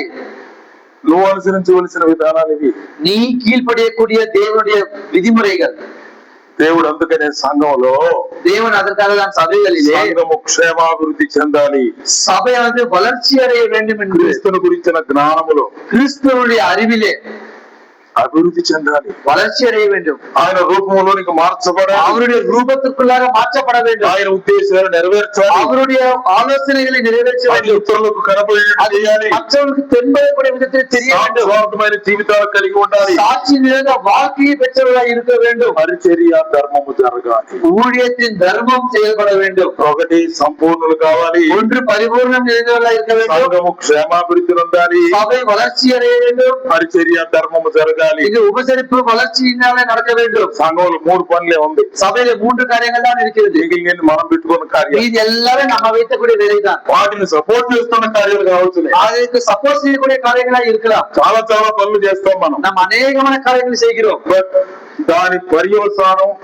సంఘం క్షేమంగా ఉండాలి. ஆனால் அதனுடைய முடிவோ சபை மேன்மை அடைய வேண்டும். పరిశుద్ధులు వారు ఎదగాలి, பரிசுத்தவான்கள் வளர்ச்சி அடைய வேண்டும். సంపూర్ణులు కావాలి, அவர்கள் பரிபூர்ணம் அடைய வேண்டும். సంఘంలో పరిచర్య జరగాలి. சபையில ஊழியம் நடக்க வேண்டும். ఈ జరగకుండా ఏం చేసినా ఏం ఉపయోగం? இது எதுவுமே நடக்காம நீங்க என்ன செய்தாலும் మీటింగ్ పెట్టాలన్నా இன்னைக்கு மீட்டிங் வைக்க வேண்டுமானா అందరు రాలేరులేయా, இன்னைக்கு யாரும் வரமாட்டார்களப்பா. వచ్చినా రాకపోయినా வந்தாலும் வரவிட்டாலும் ఒక వస్తాడు ఒకటి రాడు, ஒருவர் வருமானம் ஒருவர் வரமாட்டார்கள். தேவையில்லை. நடக்க வேண்டியதுதான். ఎవరి కోసం?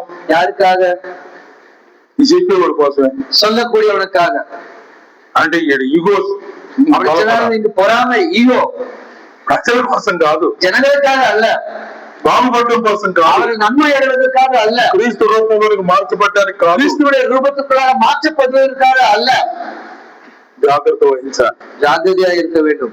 దేవుని పిల్లలమైనటువంటి మనం தேவனுடைய பிள்ளைகளா இருக்கக்கூடிய நாம் పాత నిబంధనలో 3 పోస్టులు ఇచ్చాడు, பழைய ஏற்பாடு காலத்துல 3 நிலைமைகளை கொடுத்தார். క్రొత్త నిబంధనలో 4 పోస్టులు ఇచ్చాడు. புதிய ஏற்பாடு காலத்தில் 4 நிலைமையை கொடுத்திருக்கிறார். క్రొత్త నిబంధనలో విమోచించబడిన వారు 3 పనులు చేయాలి. புதிய ஏற்பாடு காலத்திலே விமோசிக்கப்பட்டவர்கள் 3 காரியங்கள் செய்ய வேண்டும். క్షమించండి, పాత నిబంధనలో 3 పనులు చేయాలి, பழைய ஏற்பாடு காலத்திலே 3 காரியங்கள் செய்ய வேண்டும். క్రొత్త నిబంధనలో 4 పనులు చేయాలి. புதிய ஏற்பாடு காலத்திலே 4 காரியங்களை செய்ய வேண்டும். దేవుడు మోసేతో చెప్పాడు, தேவன் மோசேயோடு சொன்னார், మోసే மோசே, విమోచించబడిన ఇశ్రాయేలీయులు மீட்கப்பட்ட இஸ்ரவேல் ஜனங்கள் నాకు బలి అర్పించాలి, எனக்கு பலி செலுத்த வேண்டும். అంటే ఆరాధన அப்படி என்றால் ஆராதனை చేయాలి. ஆராதனை செய்ய வேண்டும். Okay okay sir. ஓகே ஆண்டவரே. రెండవది, இரண்டாவது, వారు నాకు ఉత్సవం చేయాలి, அவர் எனக்கு உற்சாகம் செய்ய வேண்டும். అంటే సహవాసం ఫెలోషిప్ ఉండాలి. அப்படி சொன்னால் ஐக்கப்பட வேண்டும். మూడవది సేవ చేయాలి. மூன்றாவது ஊழியம் செய்ய வேண்டும். ఈ 3 మాటలు మనం నిర్గమకాండ గ్రంథంలో చదువుతాం. இந்த 3 காரியங்களையும் யாத்ராகம புஸ்தகத்திலே நாம் படிக்க முடியும். చదువుతాం మనం. படிப்போம் பாருங்கள். ఇప్పుడు చదవక్కర్లేదు కానీ இப்ப படிக்க வேண்டாம். ఆ 3 మాటలు మనం గమనించాలి. அந்த 3 வார்த்தைகளை நாம் கவனிக்க வேண்டும்.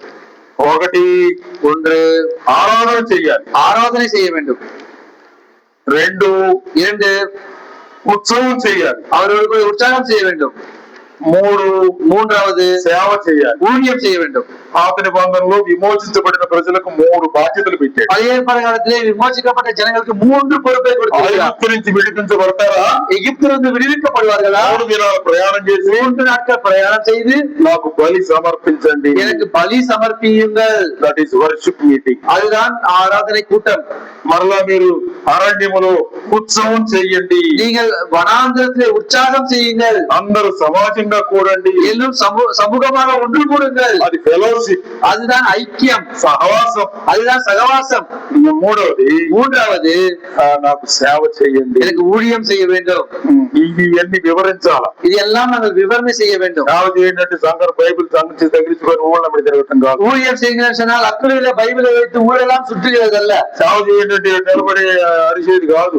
ஊழியம் செய்யுங்கள் சொன்னால் இங்கு மேஜையில் நின்று கத்துகிறதல்ல. సేవ అంటే ఇదే అనుకుంటున్నారు. ஊழியம் என்றால் இதுதான் என்று நாம் நினைக்கிறார்கள். కాదు, இல்லை.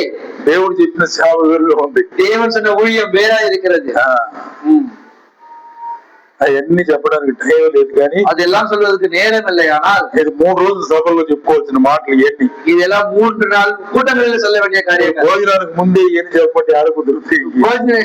உணவுக்கு முன்னாலே சொல்லுங்கள் என்றால் எப்படி முடியும்? అందుకని ஆகையால் మీరు చదవాలి, நீங்கள் படிக்க வேண்டும், గ్రహించాలి, உணர வேண்டும். క్రొత్త నిబంధనలో புதிய ஏற்பாடு காலத்தில் 3ని 4గా చెప్పి இந்த 3 4ஆக மாற்றி சொன்னார். అపోస్తలుల కార్యగ్రంథం அப்போஸ்தலர் நடபடிகளின் புத்தகம் 2వ అధ్యాయంలో 2ஆம் அதிகாரத்தில் 4 మాటలు చెప్పేశాడు. இந்த 4 காரியத்தையும் சொல்லிவிட்டார். ఒకటి అపోస్తలుల బోధయందు, ஒன்று அப்போஸ்தலருடைய போதனையிலும் సహవాసమందు, సహవాసத்திலேயும், அப்பம் பிக்குதலிலேயும், ప్రార్థన చేయుటయందు, ஜெபம் செய்கிறதிலேயும் ఎడతెగక ఉండేది. இடைவிடாமல் இருந்தார்கள். ఈ 3 4 இந்த 3 தான் இங்கு 4ஆக மாறிவிட்டது.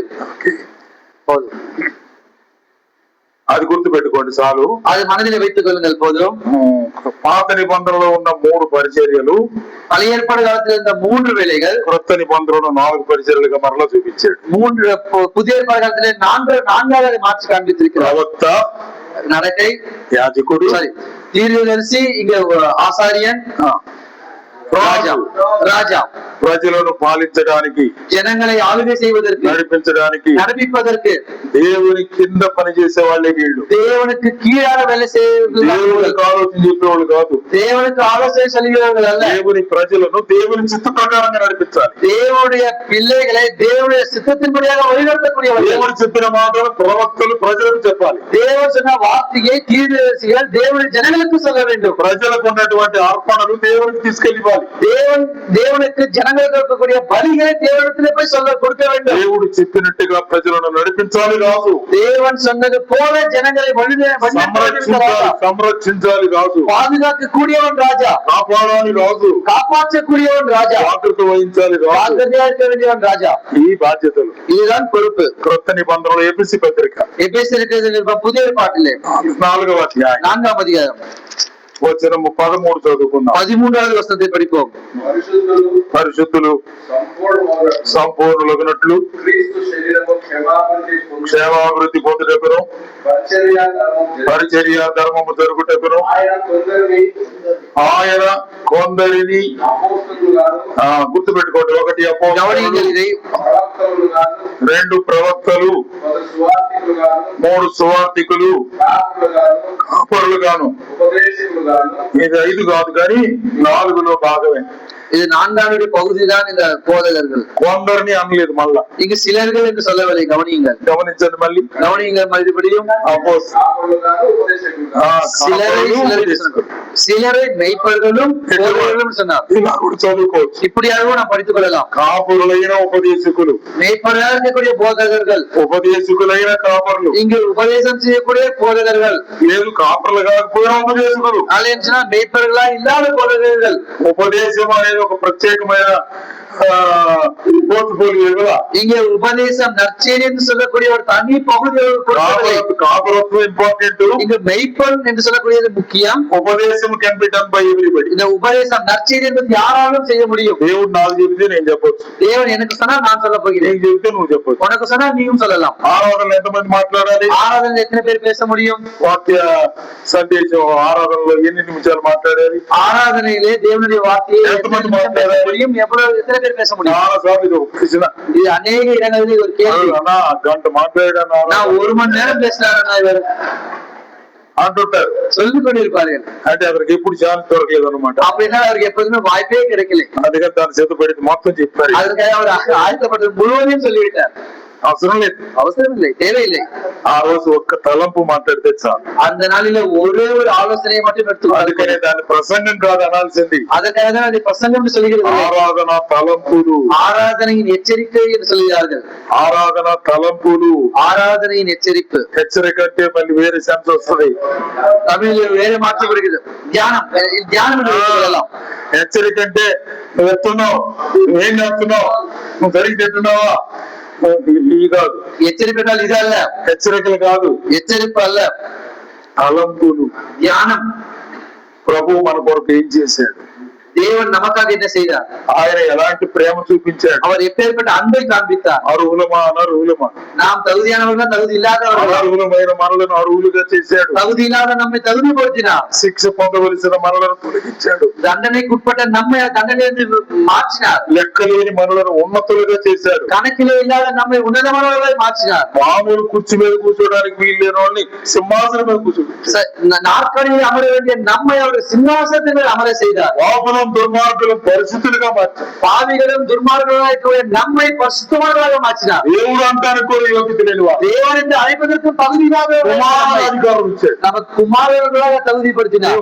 Wonderful thing. எவ்வளவு அற்புதமான காரியம். ఆ తలంపులు రెండు చెప్తే చాలు, அந்த ஆலோசனையை சொன்னால் போதும். గంట చెప్పాలన్నా, நீங்க ஒரு மணி நேரம் சொல்லணும், 10 నిమిషాలు 10 நிமிஷம் போதும். ముగ్గురు చెప్పినా పర్వాలా, 3 பேர் சொன்னாலும் போதும். ఒక్కడే చెప్పక్కర్లా, ஒருவரே சொல்ல வேண்டும் என்ற தேவையில்லை. ముగ్గురు చెప్పొచ్చు. 2 பேர் சொல்லலாம். బెంగళూరులో అలా చెప్తారు, నేను కూడా విన్నా. பெங்களூர்ல அப்படிதான் சொல்லுவாங்க, நானும் கேட்டிருக்கிறேன். బెంగళూరు వాళ్ళు కొంచెం ఫార్వర్డ్ ఉన్నారు, பெங்களூர்ல இருக்கக்கூடிய ஒரு முன்னோக்கி தொலைநோக்கு பார்வையோடு கூட இருக்கிறார்கள். పల్లెటూళ్ళలో ఆరాధనలు ఒక గంట, பல்லூரிலோ கிராமங்களிலே ஆராதனைக்கு 1 மணி நேரம், ఒక గంట, 1 மணி நேரம். తర్వాత వాక్య సందేశం ఒక గంట. அதுக்கு அடுத்தபடியாக தேவ செய்திக்கு 1 மணி நேரம். అవసరం లేదు, தேவையில்லை. తర్వాత మాట్లాడు పర్వాలేదు. அடுத்தபடியாக நீங்க பேசிக் கொள்ளுங்கள். ఆరాధన సమయంలో ఆరాధించడానికి అవసరమైన అంశాలు, ஆராதனை வேலையிலே ஆராதனைக்கு தேவையான வார்த்தைகள் மட்டும் போதும். ఒక్క మాట చదువుకుంటే చాలు. అందులో ஒரு வார்த்தை கொடுத்துக் கொண்டால் போதும். ముగ్గురు చెప్పొచ్చు 3 రకాల సందేశాలు, 3 விதமான தியானத்தை 3 பேர் சொல்ல முடியும். తప్పు లేదు. தப்பு இல்லை.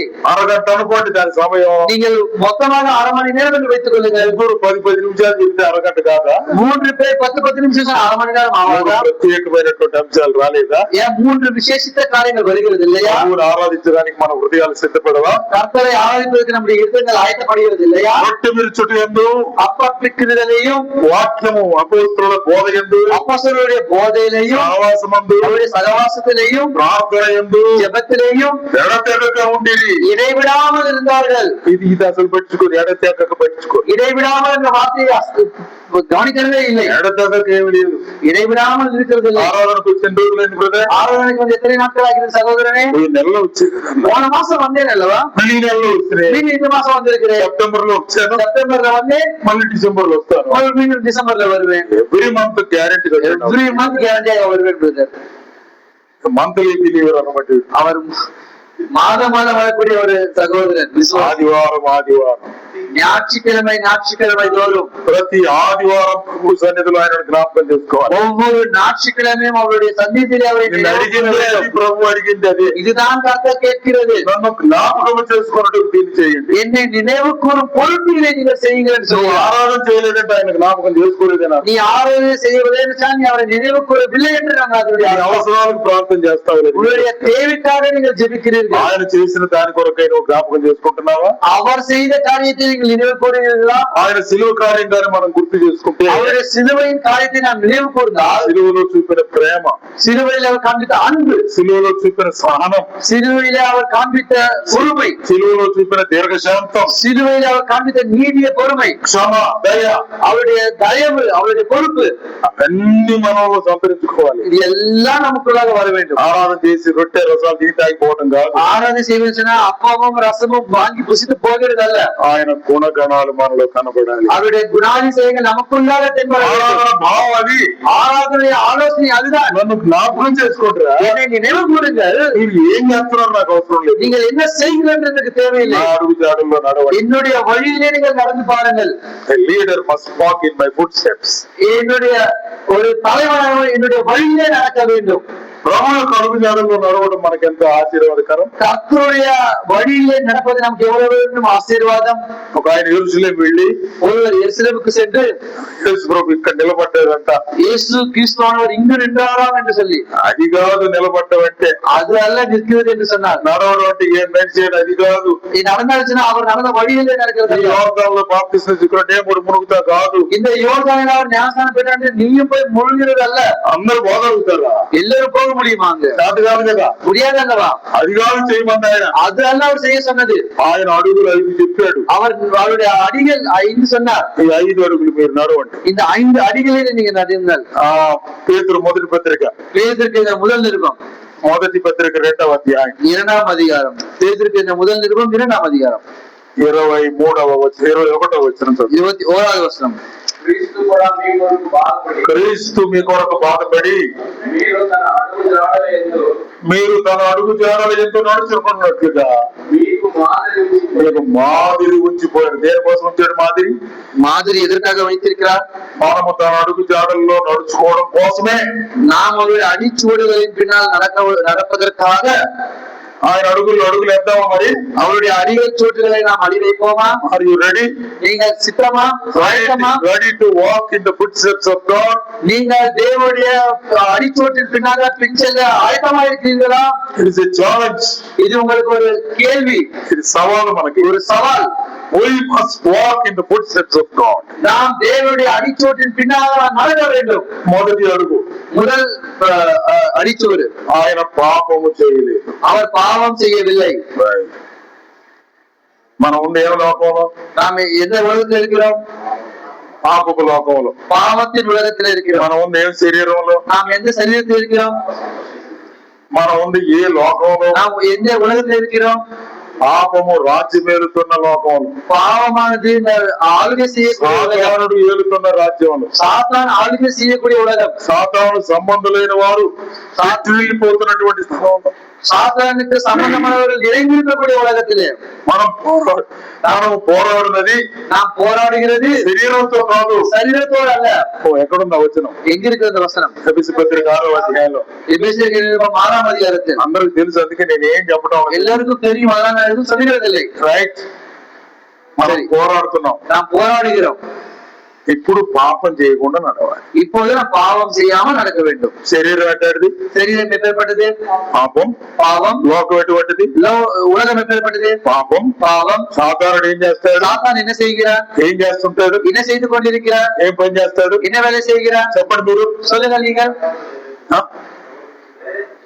ఏం పని చేస్తుంటాడు? என்ன வேலை செய்து கொண்டிருக்கிறார்? ఎవరిని మింగుదరా అని. யாரை விழுங்கலாமோ என்று. మింగేది ఎవరిని? யாரை விழுங்குகிறார்? లోకంలో ఉన్న వాళ్ళు కాదు, உலகத்தில் இருக்கிறவர்கள் அல்ல. ఉన్న వాళ్ళని, கர்த்தருக்குள்ளாக இருக்கிறவர்கள், విశ్వాసిகளை, నిలబడ్డ వారిని, இன்றிருக்கிறவர்களை, ప్రార్థించేవారిని, ஜெபிக்கிறவர்களை, ఆరాధించేవారిని, వాక్య ధ్యానంలో ఉన్నవారు, வசனத்தை தியானிக்கிறவர்களை, ఆయన మాట ప్రకారం నడిచేవారిని, அவருடைய వసనத்தின்படியாக நடக்கிறவர்களை, ఎవరిని మింగుదరా, யாரை விழுங்கலாமோ వెతుకుచు, என்று தேடிக்கொண்டு, తిరుగుచు, அவன் சுற்றி திரிந்து கொண்டு, మన చుట్టూ తిరుగుతుంటాడు. நாம் சுற்றியே திரிந்து கொண்டிருக்கிறார். ఒక చిన్న కథల పుస్తకం చదివాను. ஒரு சின்ன கதை புத்தகத்திலே படித்தேன். సాధారణ పైన డోర్ దగ్గర ఎదురు పైన ఉన్న దాని మీద కూర్చొని ఉన్నాడంట. இந்த பிசாசானவன் இந்த வாசலுக்கு மேலாக அந்த மரத்தின் மேலாக లోపలేమో చర్చిలో విశ్వాసులందరూ ఉన్నారు. சபைக்குள்ளாக விசுவாசிகள் எல்லாம் இருக்கிறார்கள். ఎవరో పెద్ద ఏం ఏడున్నావు అన్నాడు. ஏதோ ஒரு பெரியவர் வந்து என்ன நீங்க இருக்கிறேன்னு கேட்டாராம். మా ఊళ్ళో అందరూ లోపల ఉన్నారు, అందుకని எங்க சொன்னாராம், உள்ள இருக்காங்க சொன்னாராம். మీ ఊళ్ళో உடனே சொன்னவர்களா? మీ వాళ్ళు ఎదుర్కొంటారు ఇక. உங்களுடைய ఉండేది దేవుని நம்பிக்கைகள் இருக்கிறார்கள், విశ్వాసం కదా ఉండేది, விசுவாசிகள் இருக்கிறார்கள். ఏం పని ఇక్కడ? మనకి என்ன வேலை இங்க? లోపల ఉన్నంతసేపు మీ వాళ్ళే సార్. உள்ள இருக்கிறவர்கள் உங்களுடையவர்கள், బయటకు వస్తే మా వాళ్ళు. உங்களுடையவர்கள் அவர்கள். ఘోరంగా ఉందండి. எவ்வளவு தூரம் ஆகிக்கிறது பாருங்கள். లోపల ఉన్నంతసేపు ఎవరు? உள்ள இருக்கிற வரைக்கும் யார்? బయటకు వస్తే வெளியில போன பிறகு సంఘంలో ఉన్నంత వరకు சபையில் இருக்கிற வரைக்கும் పరిశుద్ధులం, பரிசுத்தவான்கள், బలం కలిగిన వారు, பலன் உள்ளவர்கள், ప్రార్థనాపరులం, ஜெப வீரர்கள், వాక్య సందేశం, வசனத்தை செல்லக்கூடியவர்கள். చిన్న గొడవ జరగాల, சின்ன சண்டை வர வேண்டும். నా కారు ఎవడో గుద్దాడు, என்னுடைய காரை எவ்வளவு மோதி விட்டான், తగిలిచ్చాడు, அப்படியே டச் பண்ணிட்டான். అదే బాబు పర్లేదు. பரவாயில்ல தம்பி. అదే அப்படியா? ఏది మన దగ్గర, எது நம்மிடத்தில் இருக்கிறது? ఏదని చెప్పండి సార్. சொல்லுங்க சார். మనకు వచ్చేది ఏది? நமக்கு வருது அதுதான். ఓ ఈడు కూడా మావాడు అంటారు. அப்படிதான் சொல்லுவான், இவனே என்னுடைய வந்தான் என்று. మావాడు இவன் என்னுடைய வந்தான் என்று சொல்லுவார். బాబు தம்பி పర్లేదులే, பரவாயில்லை, తప్పులు జరుగుతాయి, தவறுகள் நடக்கும், జాగ్రత్తగా వెళ్ళయ్యా. ஜாக்கிரதையாக போ. అబ్బా, యేసు ప్రభు మాటలు అయ్యి அது இயேசு கிறிஸ்துவுடைய வார்த்தைகள். దేవుడు మాట என்று சொல்கிறது யாருடைய வார்த்தை? బయట ఉండేవాడు. பிசாசினுடைய வார்த்தை. మనం ప్రేరేపిస్తాడు మనల్ని. அவன் நம்மை தூண்டுகிறான். అప్పుడప్పుడు అంటుంటారు సహోదరులు, அவ்வப்போது சொல்லுவார்கள் சகோதரர்கள். ఏమైందా? అప్పుడప్పుడు అంటుంటాడు, அவ்வப்போது சொல்லுவார்கள் సహోదరులు అంటారు, சகோதரர்கள் சொல்லுவார்கள், அண்ணா కారం తింటావుగా, நான் காரம் சாப்பிடுறது இல்லையா, ఉప్పు తింటావుగా, உப்பு சாப்பிடுறது இல்லையா, రోషం లేదు, ரோஷம் இல்லையா, ఎన్నిసార్లు పడేమన్నా, எவ்வளவு நேரம் நான் ఎంతసేపు పోసుకోవాలి? எத்தனை மணி நேரம் பொறுத்துக் கொள்ள வேண்டும்?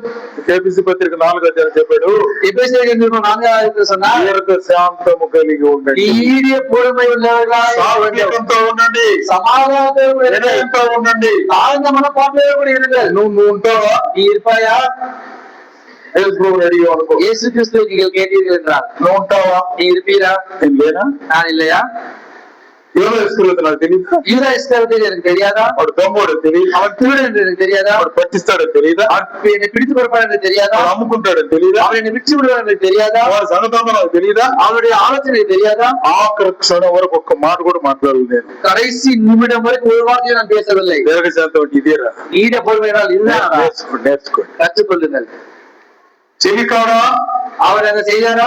డియర్ ఫ్రెండ్, என்னுடைய నண்బர்களே, పారుங்கள், నువ్వు చేయాల్సిన வேலையை நீங்கள் செய்யுங்கள். నువ్వు చేయవలసిన పని నువ్వు చేసేసి. நீங்கள் செய்ய வேண்டிய வேலையை செய்து விடுங்கள். వాట్ టాలరెన్స్, எப்பேற்பட்ட பொறுமை, ఎంత ఓర్పు, எவ்வளவாய் ఎంత பொறுக்கிறார், దీర్ఘశాంతం. எவ்வளவு நீடிய பொறுமை. సాతాను కూడా మైండ్ పోయి ఉంటది. பிசாசானதுக்கும் அவருடைய పట్టించేవాడిని ఎట్లా అంటాడట, அதை பார்த்து பார்த்து பிடித்து கொடுத்ததை எவ்வளவா இப்படி செய்கிறார். నాకు తెలుసు అనుకో, எனக்கு தெரிந்தால் என் பின்னால நீ வராத போ என்று சொல்லி அப்படி சொல்லிருப்போம் அல்லவா? சொல்ல மாட்டீர்களா நீங்கள்? చెప్పండి, சொல்லுங்கள். మీరు అంటారంటారా? நீங்க சொல்லுவீர்களா சொல்ல மாட்டீர்களா? అనొద్దండి, அப்படி சொல்லாதீர்கள். అదే దీర్ఘశాంతం. அதுதான் நீடிய பொறுமை.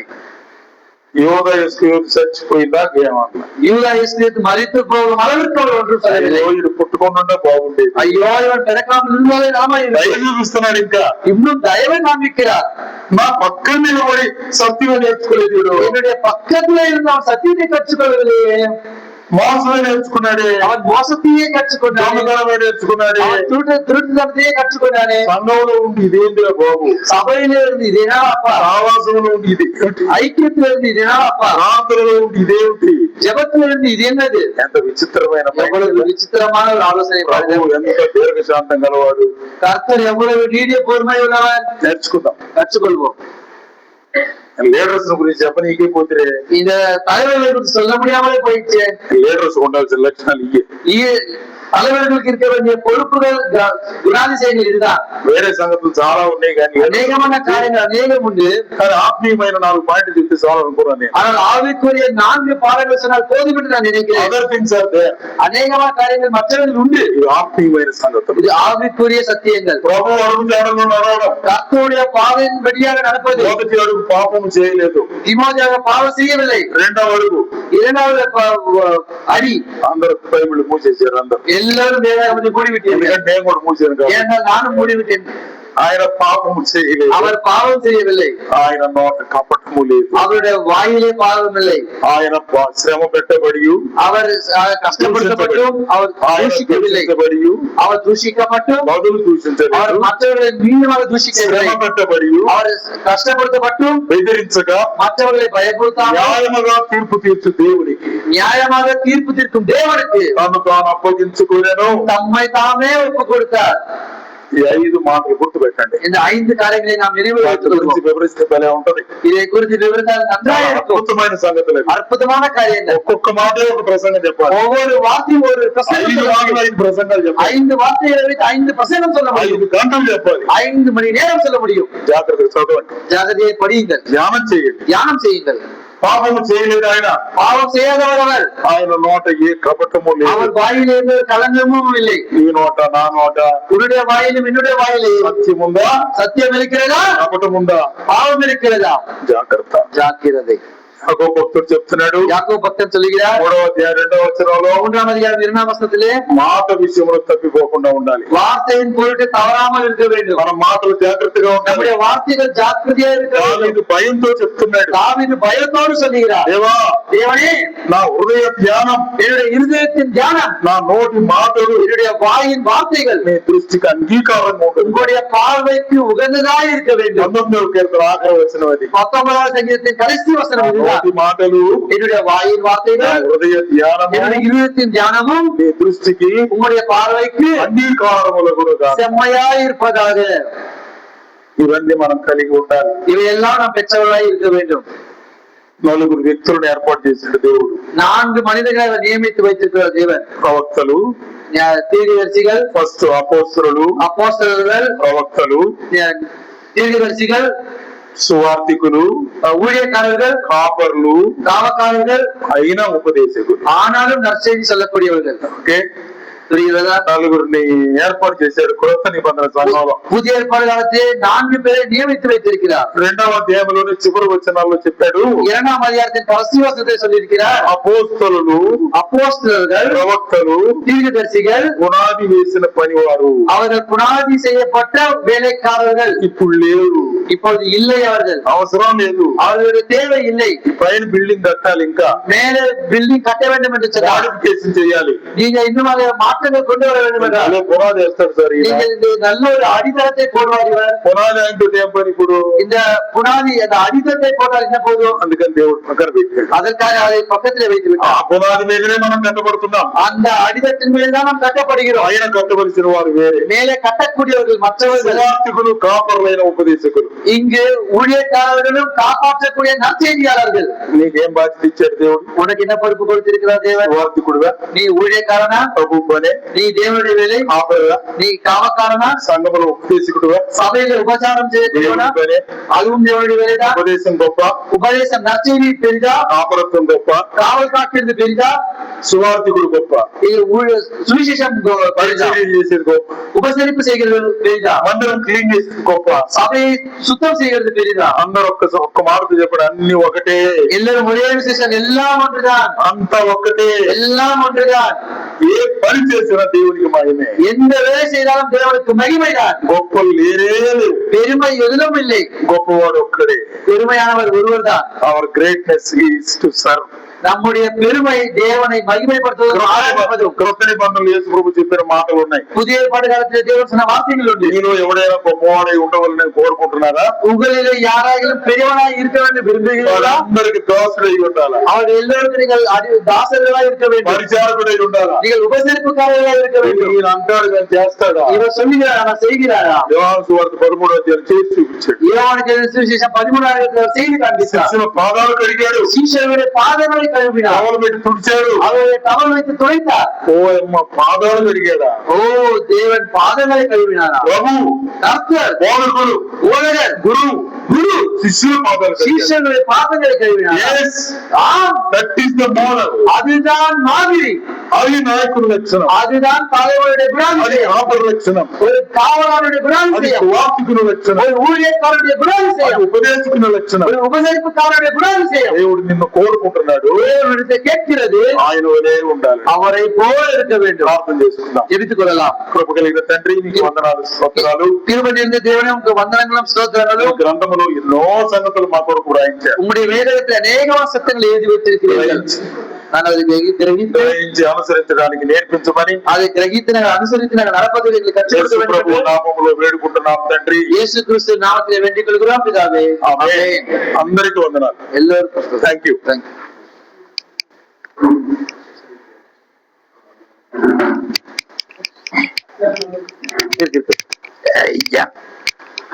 You.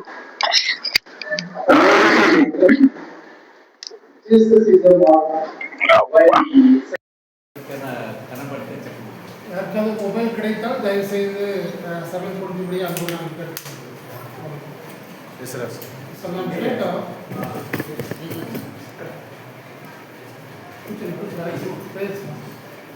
Jesus is a model. Jesus is the first model. Jesus is the first model. And Jesus is the best model. And Jesus is the first model, best. first role model. So keep in mind, this is the entire the message. பார்க்கிற பொழுது அவருக்குள்ளே எப்படி வளரணும், எப்படி நம்ம ஆவியில் காணப்படும், எப்படி அடிச்சு நடக்கப்பட வேண்டும், அதே சபையை குறித்து பார்த்தோம், சபை சத்தியத்தை குறித்து பார்த்தோம், சபையில் ஆவிக்கிற நிலைமையிலே தேவ பக்தியில வளர்ப்பதற்கு சபையில் யாரெல்லாம் இருந்தார்கள் பார்த்தோம். சபையில் எல்லா வேலையும் there is only all works pointing to the one God, there is a God's work. நான் தான் பெரியவன், நான் தான் இந்த வேலை செய்கிறேன், நான் ஃபவுண்டேஷன் போட்டேன், நான் பில்டிங் போட்டேன், நான் ரூட் போட்டேன், முன்னாடி ஜெபம் பண்ணேன், இதெல்லாம் model. Is a part of the ministry. நம்ம சிந்தை இருக்குன்னா தேவனுக்காக செய்யுது. இந்த பிரதிபை எப்பொழுது கிடைக்கும்? தேவன் வரும் பொழுது அதற்குரிய வெகுளி உனக்கு என்ன பண்ணாரு? நீ கொடுப்பார்.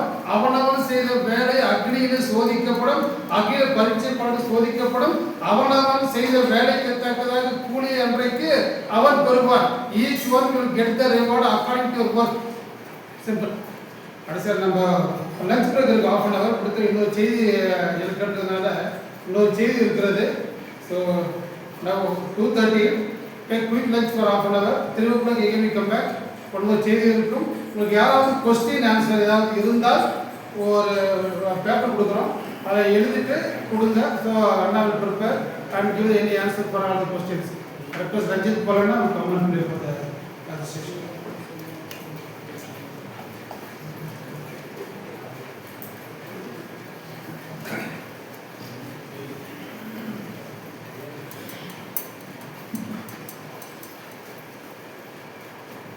మహాగణుడైనటువంటి నీతి స్వరూపుడైనటువంటి దేవ,